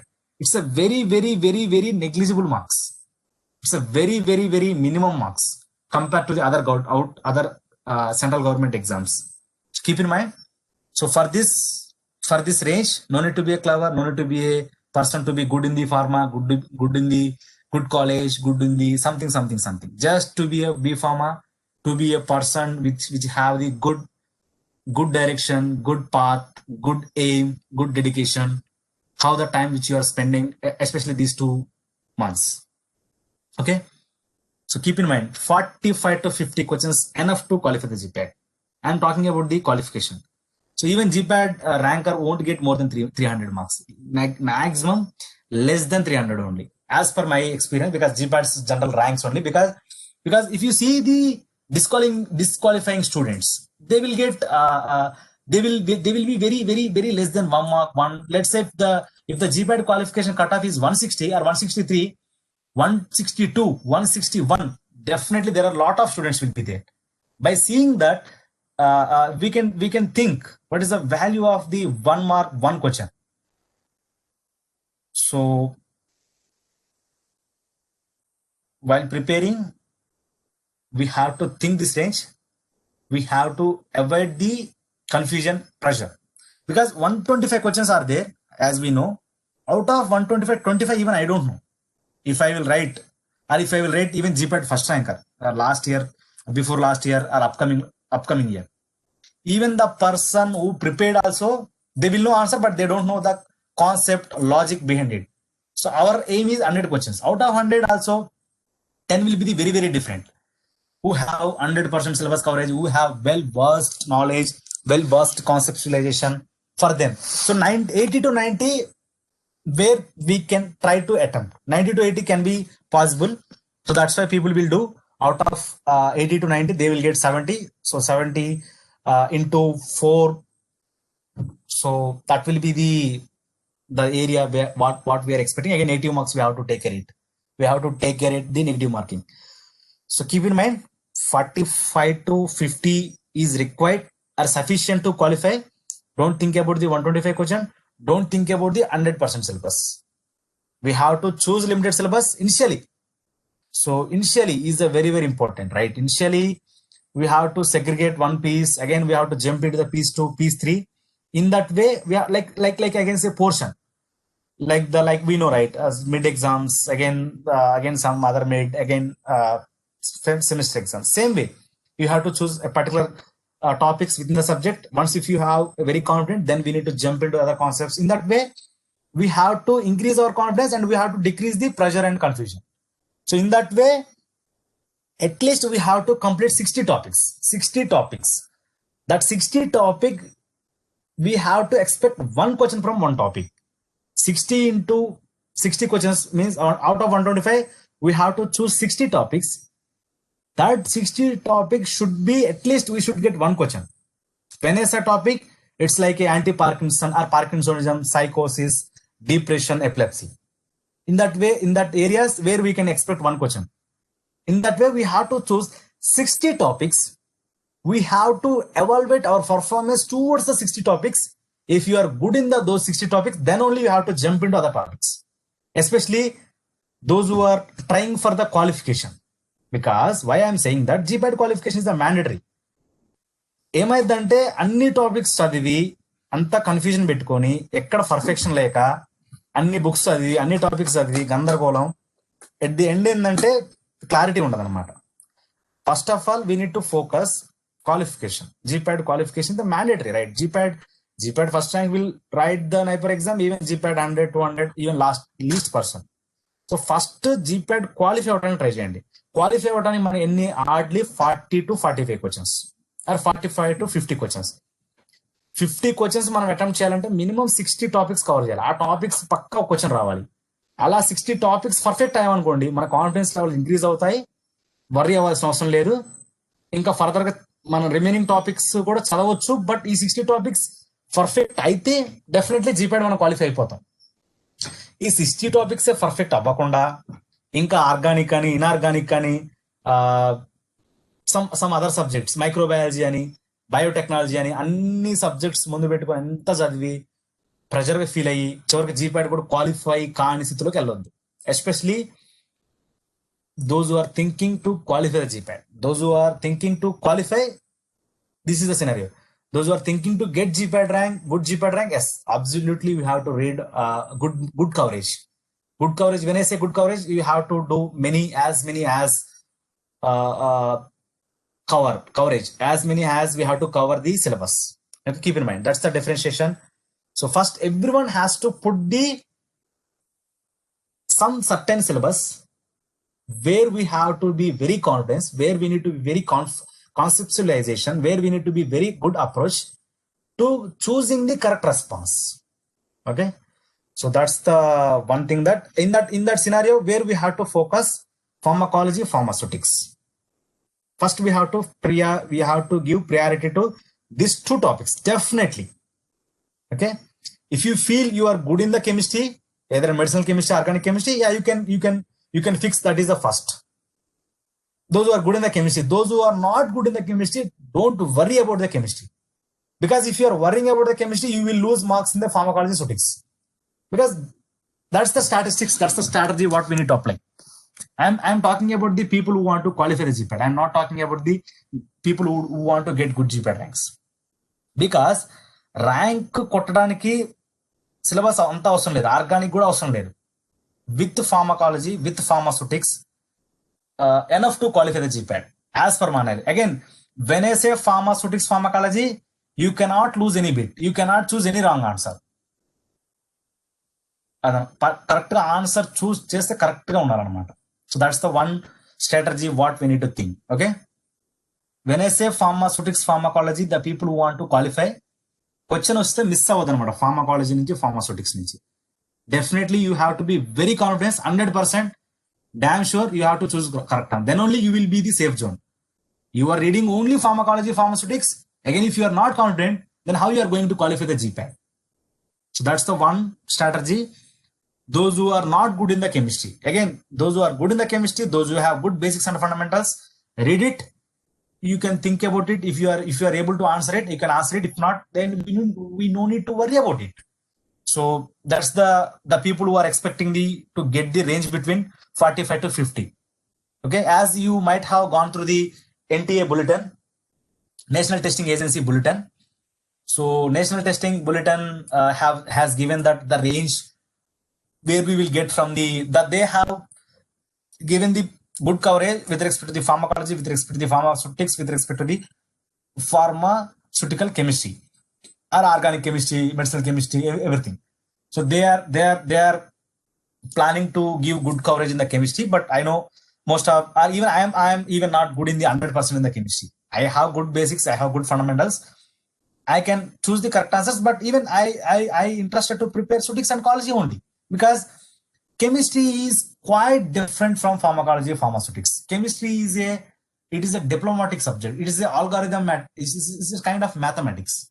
It's a kind of algorithm related subject. We need to understand IUPAC nomenclature. We have to give that nomenclature to the particular compound, particular the chemical entity, particular drug. So you can see you are learning nomenclature, you are applying to get some answer to the particular the field or particular drug, chemical entity, whatever the molecule. So with that example, you know very well about it. So again, when I say chemistry, there are the few areas where we can choose without having also best for the heterocyclic rings. Definitely we can expect one question from heterocyclic rings. I will talk about the chemistry separately because I know most of them have fear about the chemistry, but few people are good in the chemistry. I know most of them, though those are definitely will be in the safe zone. Those people are the easy to get GPAT. Okay, that will be the advantage which they have, because pharmacology, pharmaceutics, everyone will read, everyone will be good, everyone will choose correct answers. But the people who are choosing the correct answers in the chemistry, they will be the good GPAT rankers. But to qualify, even if you are not good in the chemistry, also fine. Okay, don't think much about it. Because I faced a bit complexity while reading chemistry during my GPAT preparation. For that purpose, I'm just emphasizing, I'm just talking about this. Coming to as I mentioned, time, the hard work, the dedication which you are doing directly proportional to the success. The day how you are utilizing, the time how you are spending for the preparation will be the output for your GPAT. GPAT rank, I can say GPAT rank. Okay, that's the one thing. So I hope you will be doing that. The subjects also, as general, as per the statistics, as per my experience, people will love pharmacology, then they will have to focus pharmaceutics. There is nothing. Then pharmacognosy, pharmaceutical analysis. This is the area where we can think much about it, where we need to think about it much. The people who are in the chemistry, the people who are good in the chemistry, you can choose the chemistry as first, then physics, then pharmacology, whatever it may be. But generally, out of 10, 60 people will love pharmacology, or they are interested to read pharmacology. As per the experience, I may or may not, but my friends, generally my friends environment, while when we prepare in chemistry also, we do this only, because I know from my friends environment, but I don't think much about your mindset. But generally I'm talking, but you can change as your wish, because less time efforts, less time to understand the concepts, more easy to taking answers. That subject is called pharmacology. Again, when I say pharmacology, you have to take care about the drug of choice, how this drug is using the particular disease, what is the drug therapy, what is the mechanism of action, what is the drug of choice, what is the pathophysiology of the drug, where it is going to be act, how it is using to the particular disease pathophysiology. Again, we have to take everything. Okay, so take care of the pharmacology. When I say pharmaceutics, again, pharmaceutics is the important subject. Everyone has to focus, mandatory. Without pharmaceutics, there is a less chance to qualify the GPAT. If you are not good in the pharmaceutics, indirectly I can say you are not going to qualify the GPAT, because where we can expect 30 to 40 questions, minimum 25 questions, minimum 25 questions from the pharmaceutics. It will be more than that only. When I say pharmaceutics, you have to take care about the posology. I will talk separate each subject separately. So this is the syllabus. What we have to think. The questions asked in the exam will be the multiple only, as everyone we know. So we have to choose proper answer to the particular question in the particular subject. Okay, that is the one point.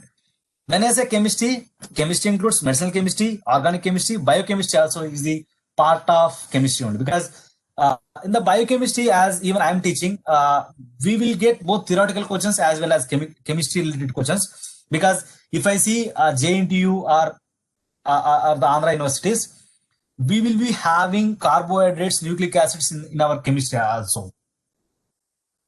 If you see your syllabus in the second year or third year, I am not sure how your curriculum, but in the JNTU-H, you people have in the second year first semester with the carbohydrates, with the nucleic acids. So they will focus what is the which of the following is the nucleotide moiety, which has the nucleoside moiety, which will be the phosphate moiety, which is going to be present in the nucleic acids. They can ask anything. They can ask which of the following are the sulfur containing amino acids. They will use structures.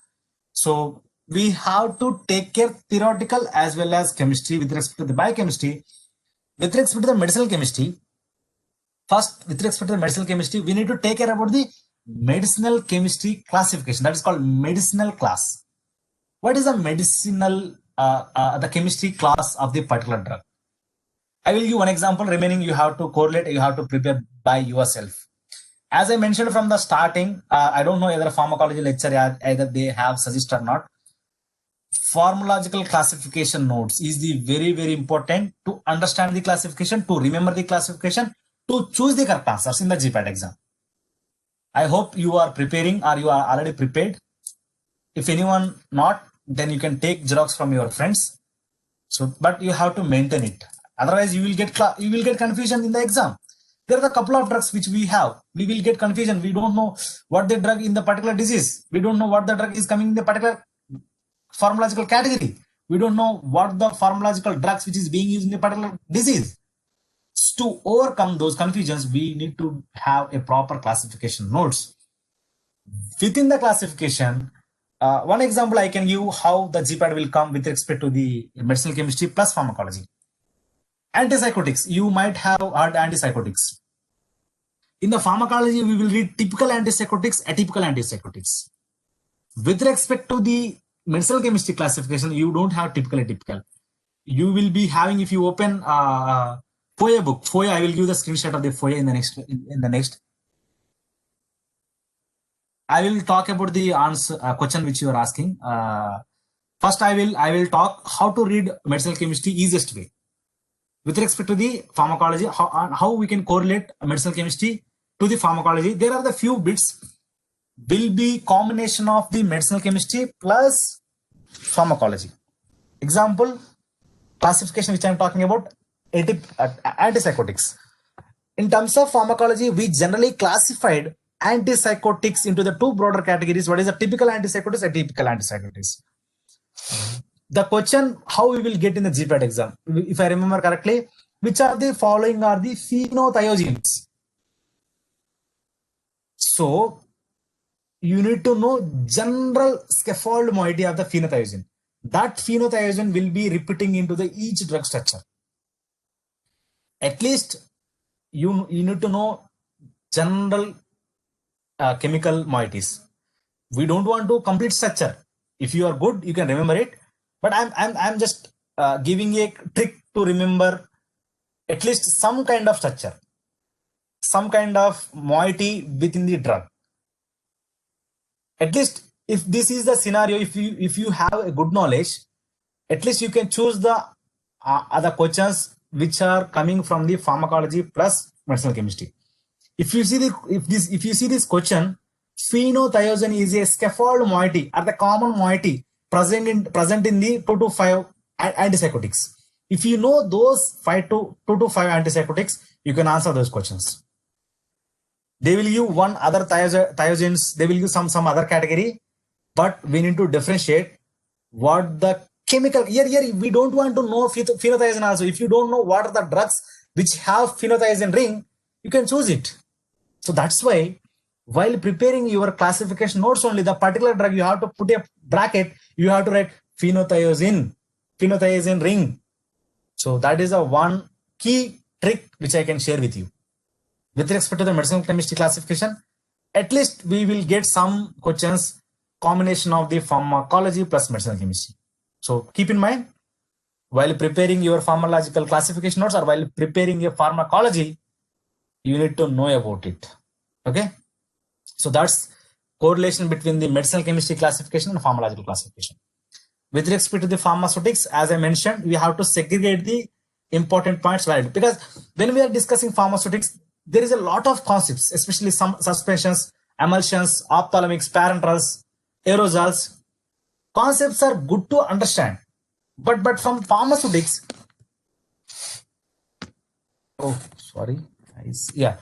but from pharmaceutics, if you see the pharmaceutics bits, we don't want concepts. There are a few bits directly we can. Which of the following is the binders? Which of the following are the disintegrates? Which of the following are the dissolution modifiers? So direct bits, we need to know just only excipient name. Like some bits, which of the following are the antioxidants which is being used in the parenterals?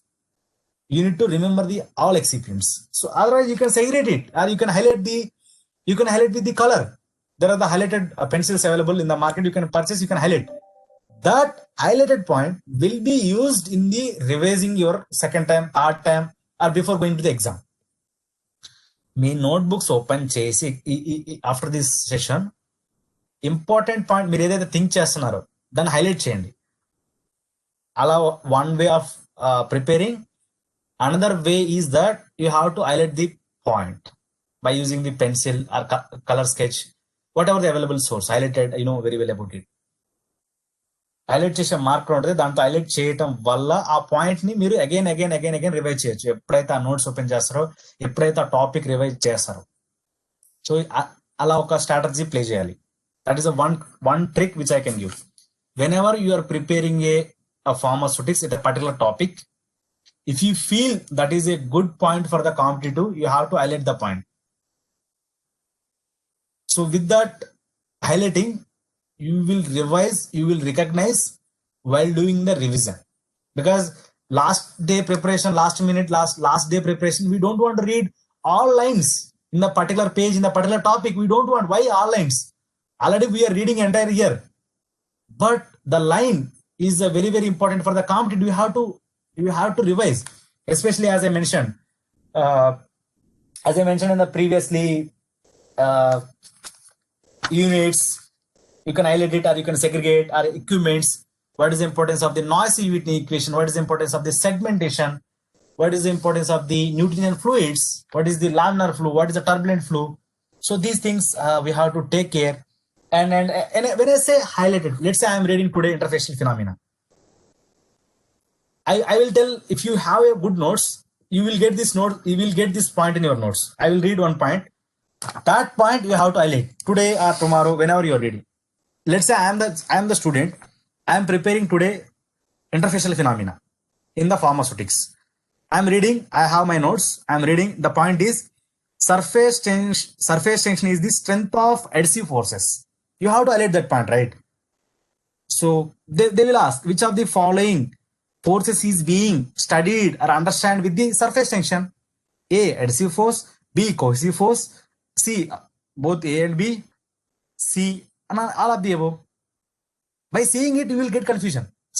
Adhesive force or cohesive force. Because while reading notes while reading this topic from our notes, we know surface tension. We will read adhesive force. We will read cohesive force. But the day during the exam, we will get confusion. With that pressure, with that fear, with that confusion. So to avoid that, this is the one strategy which we need to follow, which I followed. Okay. So I have given, you have to highlight that adhesive force. You have to highlight the point in your exam. While reading it, we don't want to read everything, right? So if you see your the notes, you might have at least 6 to 5 pages of your interfacial phenomena. Out of 5 pages, the day nowadays we can read 5 papers. But the end of the day, like when we have per day per subject, per day per hour per topic, on the time we have to read only highlighted points. ఎప్పుడైతే మనకి last peak days వస్తాయో, peak days లో మనం ఎలా ఉండాలంటే per hour ఒక topic complete చేయాలి, per డేకి సుటిక్స్ మొత్తం అయిపోయాలి. పర్ డేకి సుటిక్స్ ఎప్పుడైతే అయిపోయాలని టార్గెట్ పెట్టుకుంటామో అప్పుడు ఈ హైలైటెడ్ పాయింట్స్ ఫటాఫటా చదువుకుంటూ వెళ్ళిపోవడమే. అప్పుడు నేను మొత్తం మార్టిన్ ఓపెన్ చేస్తా, లింబర్మ్యాన్ లాక్మెన్ ఓపెన్ చేస్తా, చదువుతా అంటే it not possible, impossible. So that is the strategy which we have to do while planning, while designing, while reading. Okay, that is the one more strategy with respect to the pharmaceutics. With respect to the pharmacognosy, pharmacognosy also good coverage, but we cannot depend on the subject compared to the toxicology or chemistry. Okay, when I say pharmacognosy, Kokate book open cheste alkaloids and glycosides and first page indexes tables ఉంటాయి, 2 to 3 tables ఉంటాయి. I hope everyone. Let me open the chat box. As of now, does anyone have questions or not? As I'm continuing the session.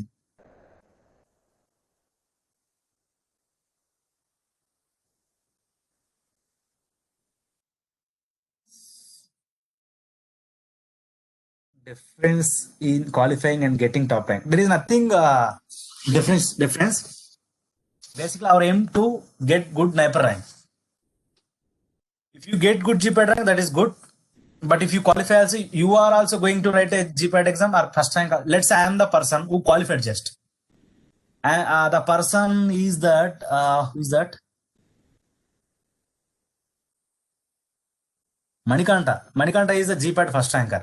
You are going to write a NIPER exam. I am going to write a GPAT exam. That is not, there is nothing between. You will be having NIPER eligibility. Even I am having the NIPER eligibility.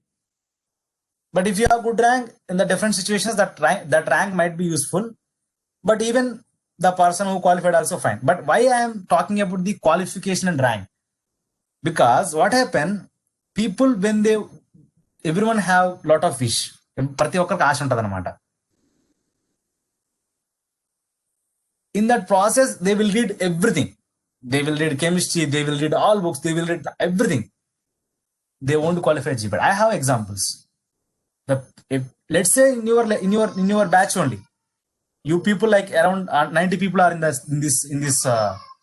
90 people are there in this meeting. I don't know out of 90 how many of them will going to qualify. But to qualify, if you will prepare a particular syllabus, the limited syllabus with the perfection, with the confidence, we can qualify the GPAT, right? First, GPAT qualification is the mandatory. If you are not in the mark, if you are not qualifying, there is nothing to do what we are discussing. If you have capacity, if you have confidence for qualification, rank will come automatically, right? If you have that capacity, rank will come. But people who are thinking, who have phobia, who are thinking that they may or may not, for them I am just giving the comparison of differentiation, not for anything else. Okay, still people will think that I am average student, I don't know GPAT, I am very fear about the GPAT, it's a very different exam, it is a very tough exam, it's a very difficult exam. The GPAT we do not have to write the stories how you are doing in a semester exam. We cannot play magics. The GPAT, we cannot play magic. We have to think only logics. So that's the differentiation. So while thinking logics, while approaching logic, you may or may not able to correct.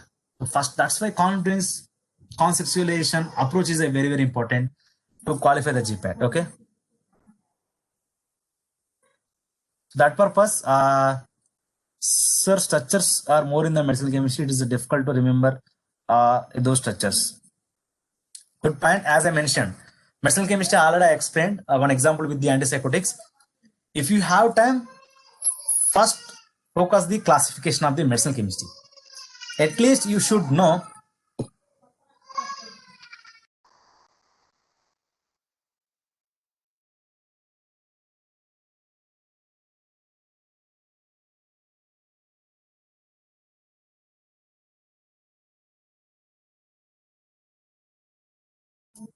so first when I say medicinal chemistry, when you are asking about medicinal chemistry, first of all you need to focus on the classification. Are we good in the all classification? Are we good in the all medicinal chemistry categories? Are we good in the all medicinal class of drugs? If yes, at least you should able to recognize what drugs which have a chemical moiety, common chemical moiety, common scaffold moiety. That is the first stage. If you are good in, then start about the stereochemistry of the drug. Why the drug is potent? Because of the what functional group the drug is potent. Then you remember the structures. Instead of remembering the structures, you can focus on others, because hardly we will get 5 questions. Let's say 5. 5 into it's negligible, right? There are the many structures. Why we need to spend on that? That's why strategy is a very starting today onwards. Remembering the structure. If you will read up to February 22 also, you cannot able to remember the structures. Yes, few students can, but many of them. So that's why for that kind of exercise, for that kind of the reading, we have to put that kind of at the last. Are we good in the pharmacology? Are you good in the pharmaceutics? Are you good in the pharmacognosy? Are you good in the pharmaceutical analysis? Then think about your medicinal chemistry structures. So that's the answer which I can give. Remembering the medicinal chemistry is a tough job even for me. Once if you are good in these areas, just jump into that. But for medicinal chemistry, it's mandatory to remember the medicinal class of drugs. Okay, that's the we have to, because definitely we will get 10 questions from the pharmacological classification, either from pharmacology, either from medicinal chemistry. If you don't know what is a phenothiazine drugs, if you don't know what is a phenothiazine ring containing the drug, then no one can help.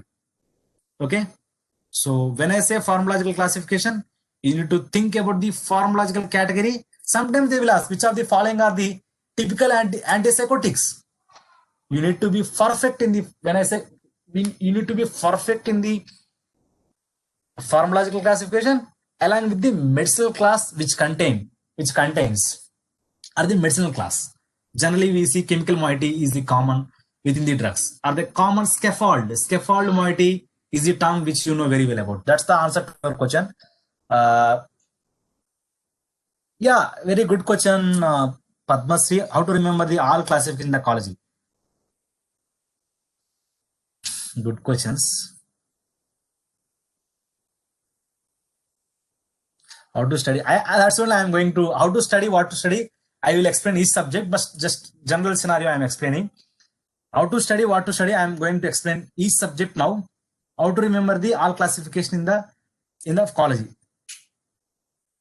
This question you have very good, but this question you should get in the month of starting only, like while taking the pharmacological lectures only. Still you have this question very good.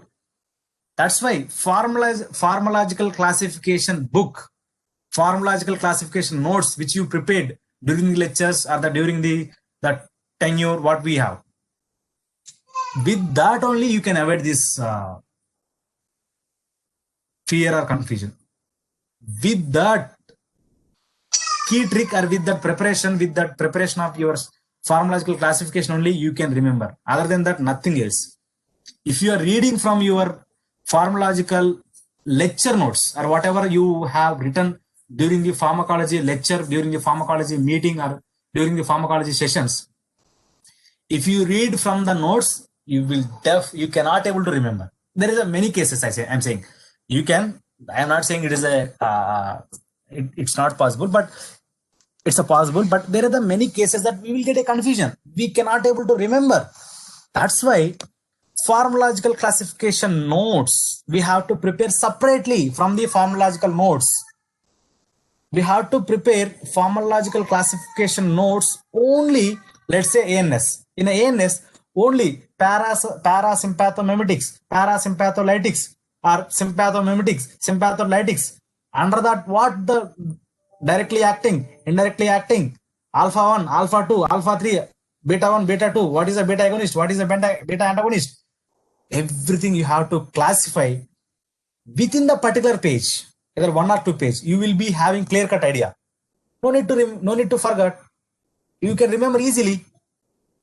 There is a less chances that you are going to forget those classification if you are doing in this way. That's why starting, if I remember in my starting lecture, you have to prepare your pharmacological classification notes by your own, from the books, from the faculty members, whatever the notes which they have given, or from academic materials, wherever. From the source, you have to prepare. That is a way we can remember easily. If you don't have, you can take Xerox from your notes. You can take Xerox from your friend's notes. Okay, that is the one thing now we can do. Now you cannot prepare. It will take minimum 10 to 15 days. If you do well, 10 days for me, during my time, it took a lot of time. I used to prepare after every topic. Let's say if today we completed, if you will completed hypertension, tomorrow night, up to tomorrow night, I have completed hypertension classification. Then angina pectoris, then angina pectoris, then myocardial infarction, then arrhythmia. When we have completed the topic, the day next or the day itself, we have to prepare our own classification. That's the way of doing. That's a way, one strategy which I explained in my first class, if I remember correctly. I don't know whether you are in my lecture or not. That is a way to read easily. Hard work everyone will do. Smart work is also very, very important. Smart work is very, very important for the competitive. That is a smart work. So what is a smart work? Let's say if today we completed CVS, let's say today if we will complete arrhythmia, next day we have to prepare classification notes separately from the lecture notes. Then you will came to know what is arrhythmia. You will came to know what are the drugs is being used in the arrhythmia. So that's the strategy which we have to play in the pharmacology. I hope you are already doing it.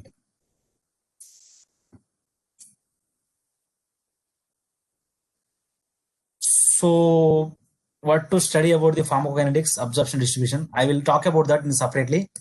So next, jump into the other subject. So this is a complete 50 days plan. What we have to, each subject you have to take the screenshot, or you can write from your notes. This you have to stick on your mirror, in front of your mirror, beside your mirror, or wherever you will be sitting. This is the very, very important slide. I don't know how many of them come across with this kind of preparation plan. This slide after this presentation, or you can take screenshot from your mobile, or you can write on a paper. You have to stick to the wall. ఈ paper screen shot తీసుకోండి. ఇది మీరు మీ separate గా note down చేసుకుంటారో మీరు రాసుకుంటారో తెలియదు. రాసుకొని మీ గోడకు స్టిక్ చేసుకోండి. స్టిక్ చేసుకొని డైలీగా ఈ టాపిక్స్ చూస్తున్నాను. అలా బ్రష్ చేసుకునేటప్పుడు, అలా లంచ్ చేసి అలా బయటకు వెళ్ళినప్పుడు, బయటకు అంటే ఆ వాల్ దగ్గర నిలబడ్డప్పుడు. So you have to read it. You have to see at least once. By seeing it, you need to understand within the pharmacology how many topics you have completed, how many topics which you know, how many topics which you are good. So while reading a pharmacology, how to study, what to study, and what are the things to do. Let's say if today I am reading the pharmacology. Let's say anything. First of all, you should have a good proper understanding of general pharmacology. You should know what are the receptor. Why? Because let's say if I am reading today ANS, I should know what is the alpha receptor. I should know what is the adenine receptor. I should know what is the non-adenine receptor. This receptor comes under the which class? Either G protein interpol receptor, ligand gated, enzyme linked, nuclear receptor.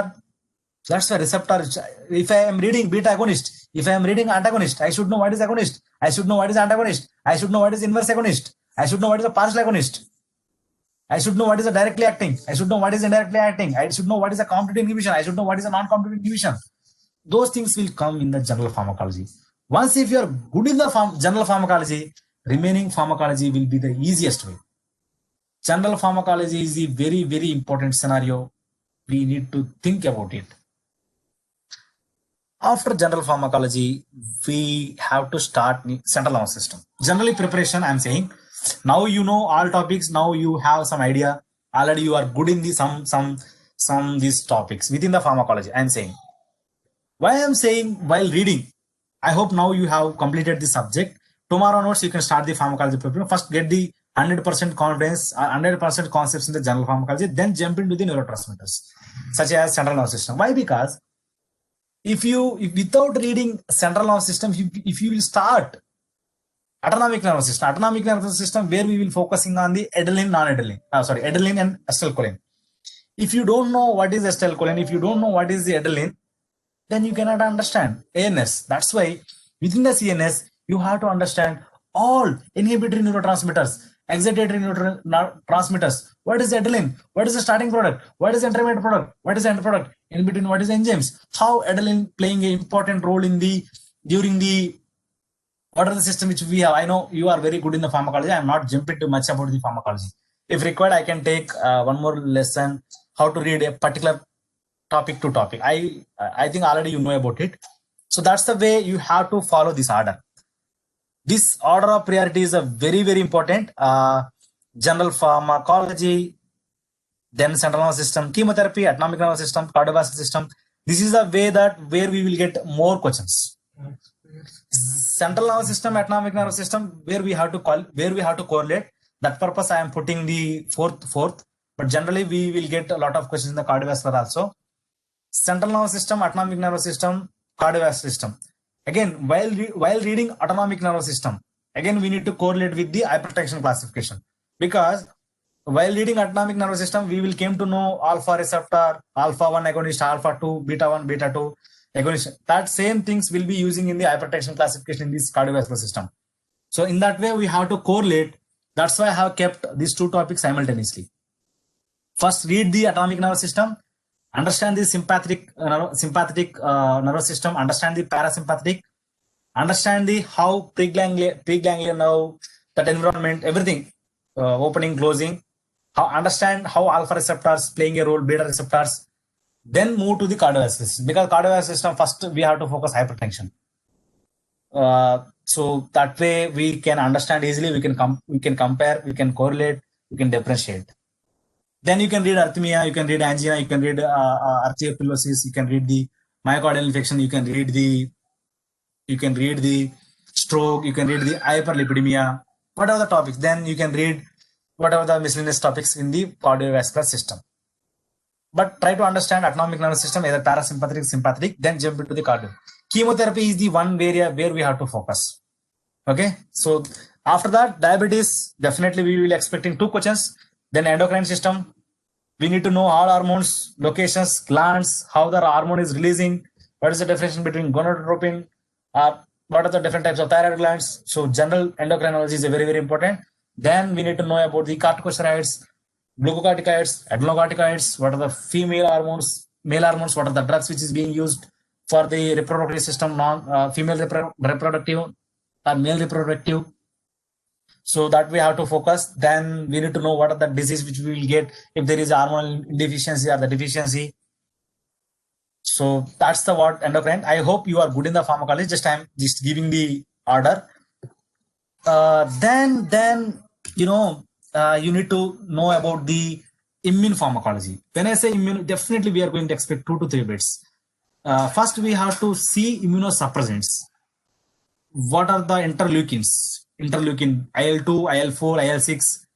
What is the tacrolimus? What importance? So what are the steroids which is being used as immunosuppressants? So again, when I say immunosuppressants is being used in the which disease?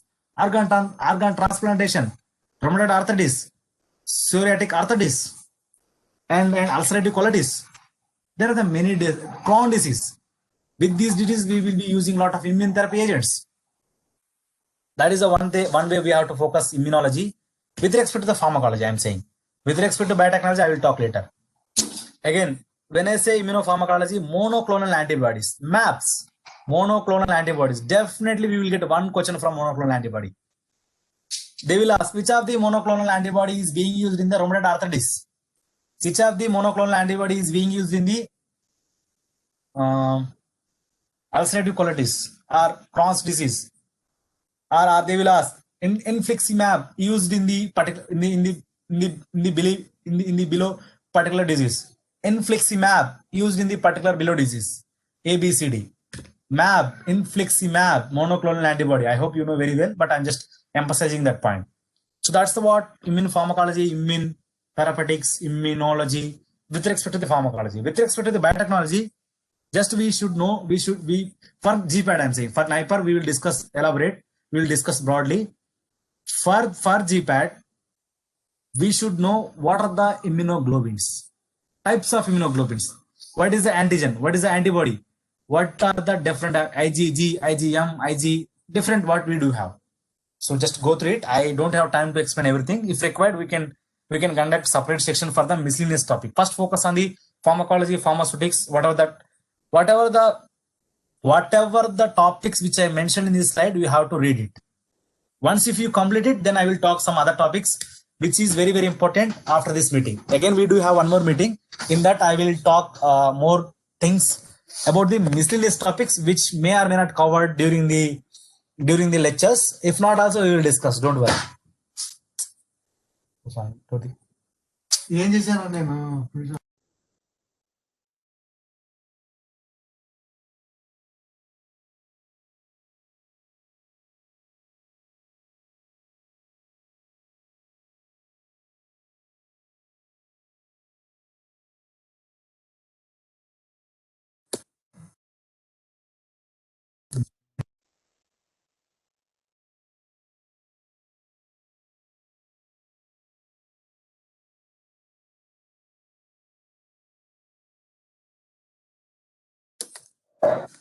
So that's the story about the immunopharmacology. Then autokines, you know very well, hematology, blood system, anticoagulants, thrombin inhibitors, prothrombin inhibitors, diuretics. Definitely, we will get one question with respect to the pharmacology, with respect to the pharmacology, with respect to the medicinal chemistry. They will have simple particular ring containing the particular diuretics. So you need to focus. When I say medicinal chemistry, no need to be taking lectures. You can open any medicinal chemistry book. You can read the drug with respect to the chemical moiety. Even if the lecturer also will tell same ring, nothing to explain it. Already you are already completing few of the medicinal chemistry topics in your academics, right? So just focus on the medicinal chemistry classification. Just remember the ring if you have time. Again, while reading pharmacology classification with the drug, if you feel the drug is very, very important or the drug is being used in the much, you have to remember at least the common chemical ring. With the common chemical ring, the substituents or the additional salts, additional chemical elements will be there. Okay, keep in mind. Then that's the story about the pharmacology. As the time permits, if required, we will discuss again a few things in the next sessions. Again, I will take the progression, how you are doing, how you are planning in the after 1 week. Meanwhile, whatever the suggestions which I am giving, just follow it. But you have to follow this order whenever you are reading pharmacology. 50 days, I know you have good plan. So let's say tomorrow you can start pharmacology. Within the pharmacology, you can spend 4 hours for pharmacology. You can take CNS, you can take NS, you can take chemotherapy, complete it. Or you can spend complete 1 day for pharmacology, complete it. Whatever when I say complete it, not 100%. Whatever the capacity, whatever the time which you utilize it to complete it. Again, start next day, again complete it, again. In that way, you have to calculate the day into your preparation. Same way, I don't know, like how either you will partition into hours or partition into the days into the subject. So depending on your wish. మీరు per hour కి ఒక topic లో ఒక topic ఒక subject లో చదువుతారా, ఒక full day ఒక సబ్జెక్ట్ చదువుతారా అనేది మీ ఓన్ చాయిస్. బట్ 50 days ఇది మొత్తం కంప్లీట్ చేయాలి.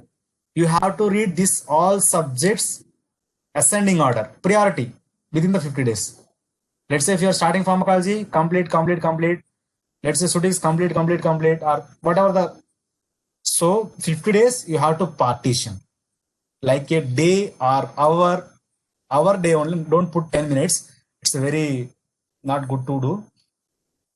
At least even put like morning, evening instead of hours also. Let's read morning pharmacology, read afternoon like a some boring subjects like pharmacognosy. It's like by hearting, right? Nothing conceptual. Just read pharmacognosy. Just practice it. What is the stomato? What is the granular? Whatever the environment which is in the particular granular cells. What are the stomata? What is the different kinds of environment? What is the chemical constant which is being in the particular plant drug? So like the afternoon again. After 6, you can start asutics. That way you can put evening, afternoon, morning, afternoon, evening. That you can do that. Or entire day you can plan one subject. Whatever you do, what you want, but you have to measure how many topics which you are completing in the particular subject.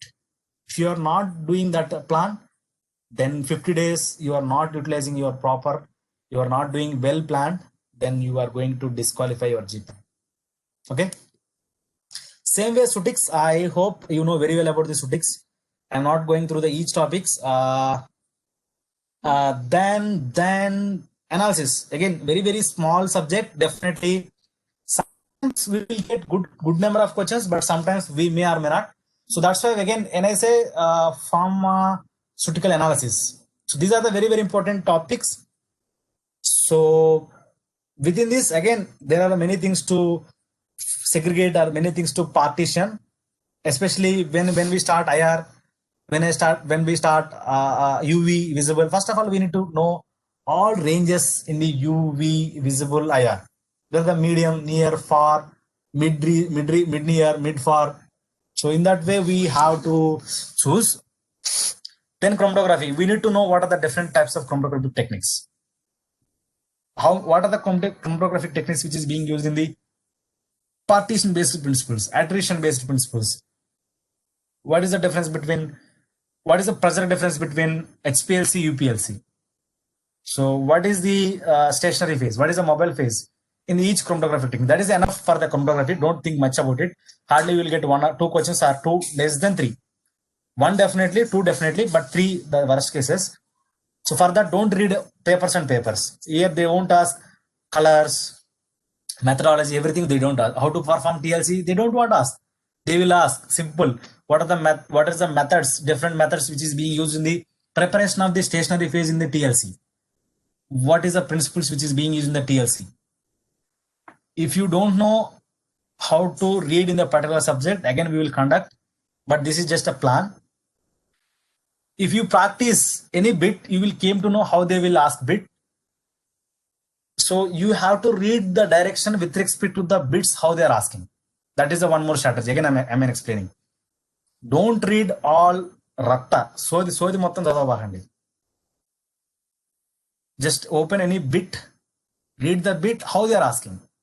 Read in that direction only. If you open any pharmaceutical Ravi Shankar book, if you open TLC, you might have 4 to 5 papers.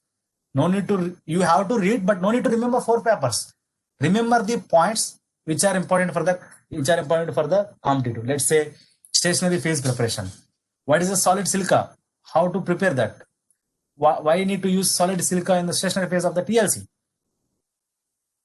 And what is the methods which is being used? What is the detectors which is being used in the gas chromatography? What are the detectors which is being used in the SPLC? How the detector will work? What is the principle? What is the ranges of the stationary phase? What is the ranges of the mobile phase? That's enough. Okay, that's the minimum.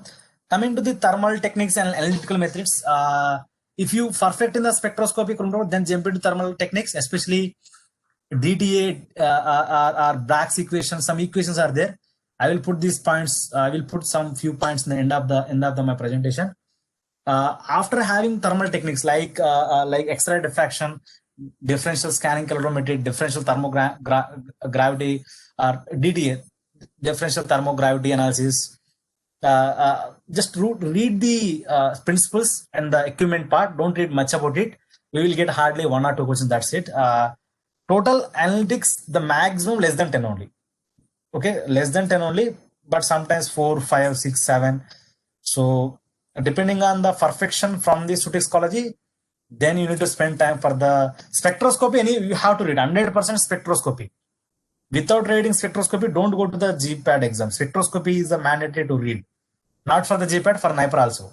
Because our syllabus we have to complete while reading the GPAT only. Those who have fear, those who feel that they could not able to qualify, then you have to choose important topics. Then you have to read one by one. Okay. ఎవరైతే నేను జీప్యాట్ qualify అవ్వలేను, నేను ఇంకా చాలా difficult feel అవుతున్నాను అంటే first important topics, important subjects చదువుకుంటూ వెళ్ళండి. Next you have to remaining topics చదవండి. ఓకేనా? So that's the one suggestion which I can give. Biochemistry already you know very well. I don't want to waste much time on this. Carbohydrates, what we are discussing currently, one lecture completed. Remaining we will look into it if time permits. Definitely I will take 1 or 2 more lectures for carbohydrates. Coming to the pharmacognosy, as I mentioned, pharmacognosy, as I mentioned, pharmacognosy, you have to read initial 3 to 4 papers in the chapters. Like there is a 3 to 4 papers with the boxes. If you see the Kukate book, if you open alkaline chapter, you will get tables. Without reading those tables, don't jump into the other papers or the other in detail, the detailed content. First read the table, perfect it, remember it, discuss it, then jump into the complete content. Because the table is sufficient to read in the short form. Okay, then go to long form. If you read long form also, you have to highlight the points, which is very, very important. But first read the tables which are starting to the chapter, either glycosides, alkaloids, volatile oils, tannins, resins, carbohydrate, lipids. Read it, then go to the full content. In the full content, see, almost 60 to 70% information will cover in the tables only. There is a very 10% in the chemical constants, just 2 to 3% in the use.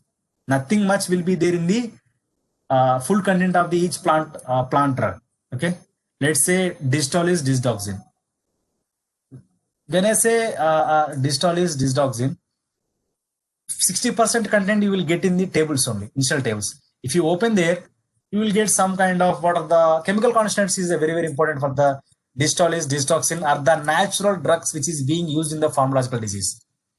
If you see any drug, natural plant drug, which is being used in the pharmacology, you have to focus thoroughly. Example, distolis, furifera, distoxin, digoxin. Like the drug, if you find, you have to read very, very carefully. Okay. So that is the one example. There are many. You have to focus. They will ask which of the following are the anthracnone glycosides. So you have to know it and you have to choose it. So that's the one example which I can. There are many. With the time limitation, I could not able to complete everything because I have to read. I have to explain everything in the pharmacy within the GPAT boundary. There are many things to discuss. You know very well. Just I'm just giving the some kind of environment how to approach. When I given one example, you have to correlate with the remaining examples. Okay, that's the whenever you are reading about a particular drug which naturally plant related drug, example digoxin, which is being used in the cardiovascular disease, you have to read complete pharmacognosy of that particular plant drug, like the similar way others. Then if you I hope you might have Pearson book or Vinamdar book. If you see tables or the discussion of the Vinamdar bits discussion or the Pearson, that's everyone has to look. Even Pearson, if you see the last 4 to 5 papers in the pharmacognosy module, you will get a tables. The tables is a mandatory to read. If you are not reading that, definitely you are going to lose some bits. Entire reading Kukate book is the different because while reading Kukate book, we do have lot of pages. Each page have a lot of content. But if you open Pearson book, if you see last 4 to 5 pages, that will be very, very valid content which is taken from the Kukate each and individual page. That's the one more strategy which I can give from the Pearson, from the Vinamdar to the Kukate. Okay, keep in mind. Then biosynthesis and biogenetic pathways like cyclic acid pathway. We have to read. We might get one question because what is the starting product? What is the end product? While this pathway, while this synthesis, what type of plant alkaloids, what type of plant glycosides, what we are getting, is a very, very important. That's the story about the pharmacognosy. Then the question which is asking from the student, what to read pharmacokinetics, pharmacodynamics, or biopharmaceutics. It's a very good subject. We have to read. It's important also, especially to understand it. It will take a lot of time, but for the GPAT, it will be hardly 1 week to read. If you open Brahmangar book, there is a highlighted bold color points in the Brahmangar book. You have to read. What is the fixed law of diffusion? What is the phagocytosis? What is the phagocytosis? What is the which of the following are the class 2 drugs which having the proper criteria? High solubility, low permeability, high solubility, high permeability, low, high, high, low. So you need to know what is the low permeability, what is the low, how the BCC, biopharmaceutical classification, is differentiating from the solubility and permeability. What is the partition coefficient? What is the fixed law of diffusion? What fixed law of diffusion is explaining? So that is the one way of asking questions from the absorption. Which of the following having good absorption with respect to the dosage form? Orals, the powders, suspensions, emulsions, injectables. They will ask such a, what are the formulation factors which are impacting while the drug absorption? What are the different blood proteins which are being used in the drug distribution? What is the alpha globulin? So you need to know all blood proteins which is being used for the blood distribution. Then coming to the metabolism. Metabolism is the very, very important topic. We need to focus, we need to read mandatory with respect to the pharmacology. What is the metabolite of the each drug? At least we should know good drugs. Let's say, what is the metabolite for paracetamol? What is the metabolite for valproic acid? What is the metabolic for diclofenac? So you need to know what is the drug active form, inactive form, nothing but metabolite. If drug is active form, inactive form will be the metabolite. If drug is inactive form, active form will be the metabolite. At least you should know 50 to 50 drugs. What are the metabolites? Okay. That's the story about the metabolism. Then they will ask, which of the following are the phase 1, phase 2? What is the glutathione conjugation? What are the amino acids which will be playing an important role for the glutathione conjugation? If you remember my protein notes, protein lecture or the amino acid lecture, you will came to know that point. Same way, few examples for with respect to the excretion, you should know how the drugs is being used for excretion. What is the order of organs which is being excreted for the each drug? Saliva, urine, milk.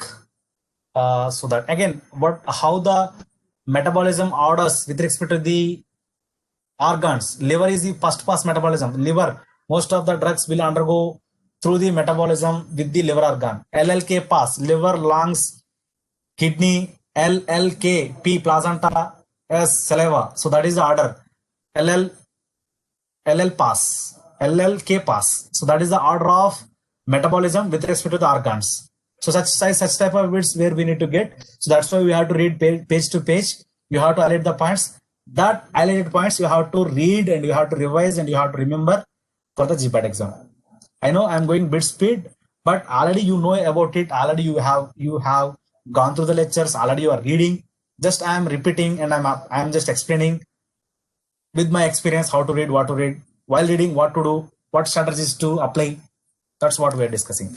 With respect to the chemistry, very, very dangerous subject. These subjects will decide whether you will be a ranker or not. Or without chemistry also you can qualify GPAT. Nothing to worry about it. But to get GPAT rank, you need to have good chemistry. Few things I will explain in the each subjects. So with the each subject, just focus the slide. I will take more 1 hour tomorrow or whenever we do have the next sections. I will explain each topic how to read. I know you know very well the faculty member which is given by the pharmacology. They have explained very well how to read to diabetes. Already you know, right? Let's say when you open the diabetes chapter, you know very well how to read, what to read. While reading the strategies which I said, which I explained, you have to apply it. That's it. Even with respect to the college, with respect to the statistics, with respect to the analysis, with respect to the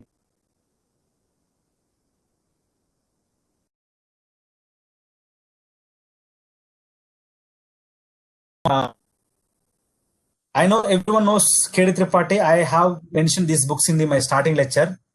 Definitely you have to read Vikaset. In the Vikaset, you have drug of choice. You have to read it very carefully. After reading the drug, if you don't have pharmacological classification notes, now even if you don't have from your friends, మీ దగ్గర classification notes లేకపోతే, మీరు prepare చేయకపోతే, ఈ 2 books purchase చేయండి. ఈ 2 books 80% cover అయింది. ఈ 2 books కాకుండా మీరు ప్రిపేర్ చేసుకుంటే very well. If you prepared by your own, that would be the very well. Using from lecture notes, using this book, these 2 books, that will be the 100% coverage, 100% accuracy. Depending on the situation where you have to think about it. But you have to read Vikaset classification which is missing from your classification notes. I don't know whether you referred while preparing your classification. If not, just go through it. KD Tripathi is a mandatory. You have to read one time at least KD Tripathi, along with your pharmacology notes, along with the classification notes which you prepared. Because sometimes we may or may not able to cover all drugs during the pharmacology lectures. That's why this book, if you want deep classification, more drugs, then Vikaset will be having some additional. During my preparation, I combined KD Tripathi, Vikaset from lecture notes. I prepared my own classification notes. I don't know whether you followed or not, either prepared or not. If not, you can. The people who have, you can take xerox from them. If you feel the time is not have, then focus these two books. After preparing your pharmacology once revision or one time, then you have to read this book. What is the importance of this? This is a review of pharmacology. This book is prepared from, you can see, KD Tripathi 7th. There are the many books, Goodman Gilman. This book is review from the KD Tripathi, from the Goodman Gilman, from the Rangendale. So if you open this book have a lot of tables. This book have a lot of bolded, highlighted points. At least read about it. Okay, I have read this book a lot, and with this book I got a lot of confidence that I can attempt the all pharmacology bit. Even Rangendale tables are very, very important. KD Tripathi I don't suggest, but if you are interested, you can read. KD Tripathi book is to understand drug mechanism only, and this is how the drug mechanism affects in the particular disease. But Rangendale tables are very, very important. Without reading Rangendale tables, you cannot go to the GPAT exam. First read your pharmacology lecture notes, understand the classification, then jump into the Rangendale tables. It is easy to understand Rangendale tables in this direction. If you open direct Rangendale tables, also fine, but you should have some idea about the disease, disorders, all pharmacological disease. Okay, review pharmacology with these scenarios, with these strategies. You can attempt all pharmacology questions without missing even one bit. So that's the story about the pharmacology. I hope as of now, does anyone have questions as of now with the pharmacology?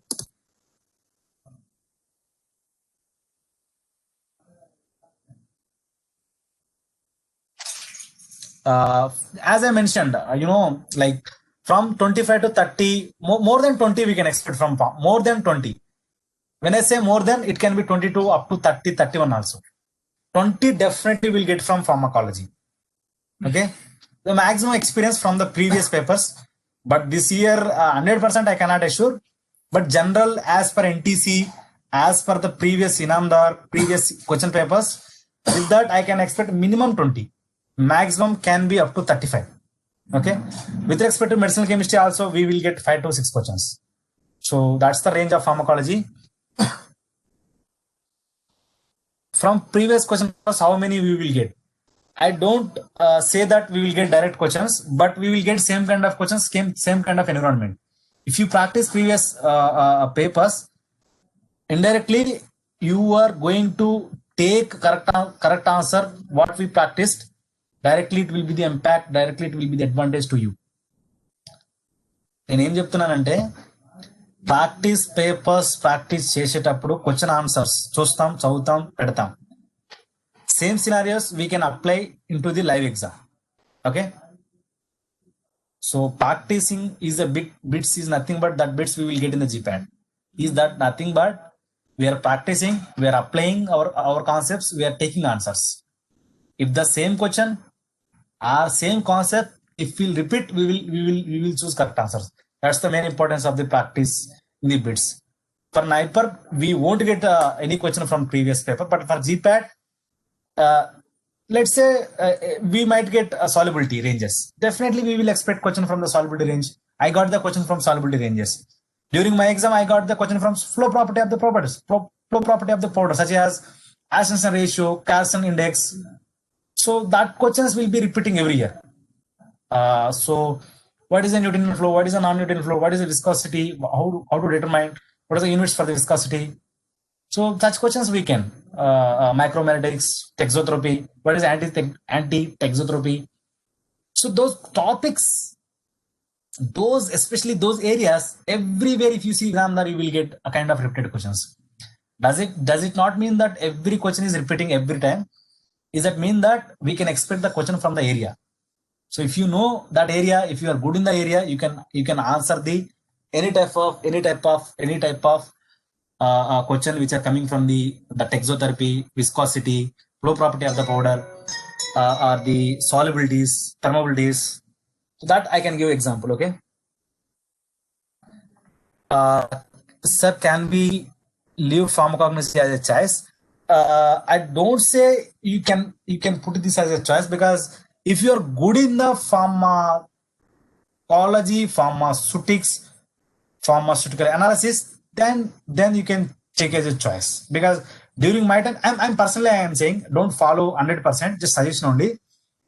During my time, I spent lot time from pharmaceutics, lot time for pharmacology, then analysis. After that only I spent time for cognosy and chemistry. Okay. First I choose oncology, then sutics. I read thoroughly. I have revision thoroughly. I have open a paper. I came to the confidence that I can qualify. Then I spend time for analysis. Then I spend time for chemistry along with the cognosy.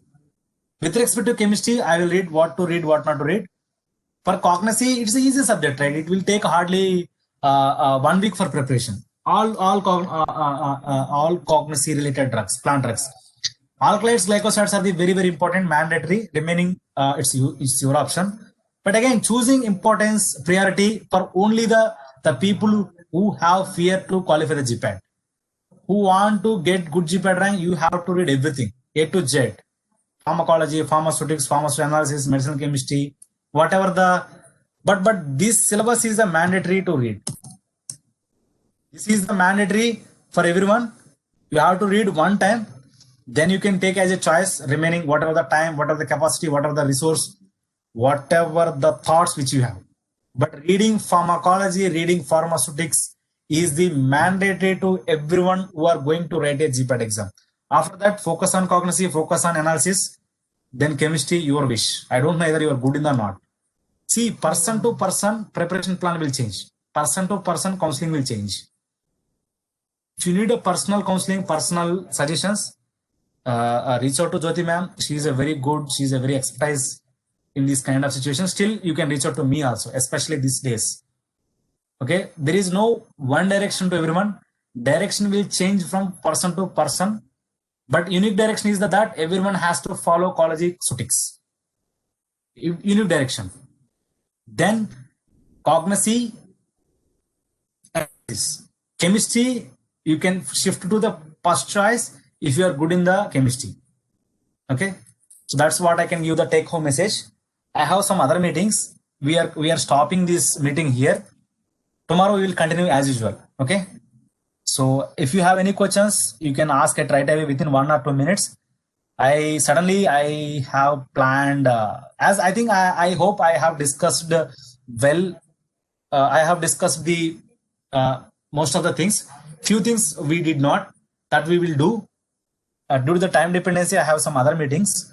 So, but I feel that I have covered pharmacology, how to read, and just general 50 days plan, what to read. This is a 15 days plan.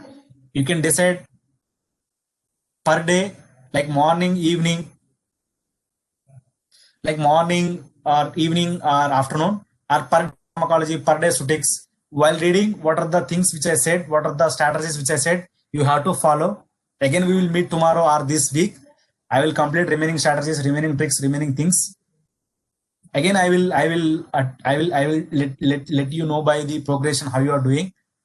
Then again, I will take one more lecture. That is the 2 lectures which we are planning for the only meant for the plans, the discussions, how to read, what to read, what to read, and what do not to read. That's what the general. With this, you will get some idea with the expertise like me or with the expertise like my friends. You will came to know. I know you are good, but by adding these advantages, these suggestions, you will be going to rock in the GPAT 2021. For that purpose, we conducted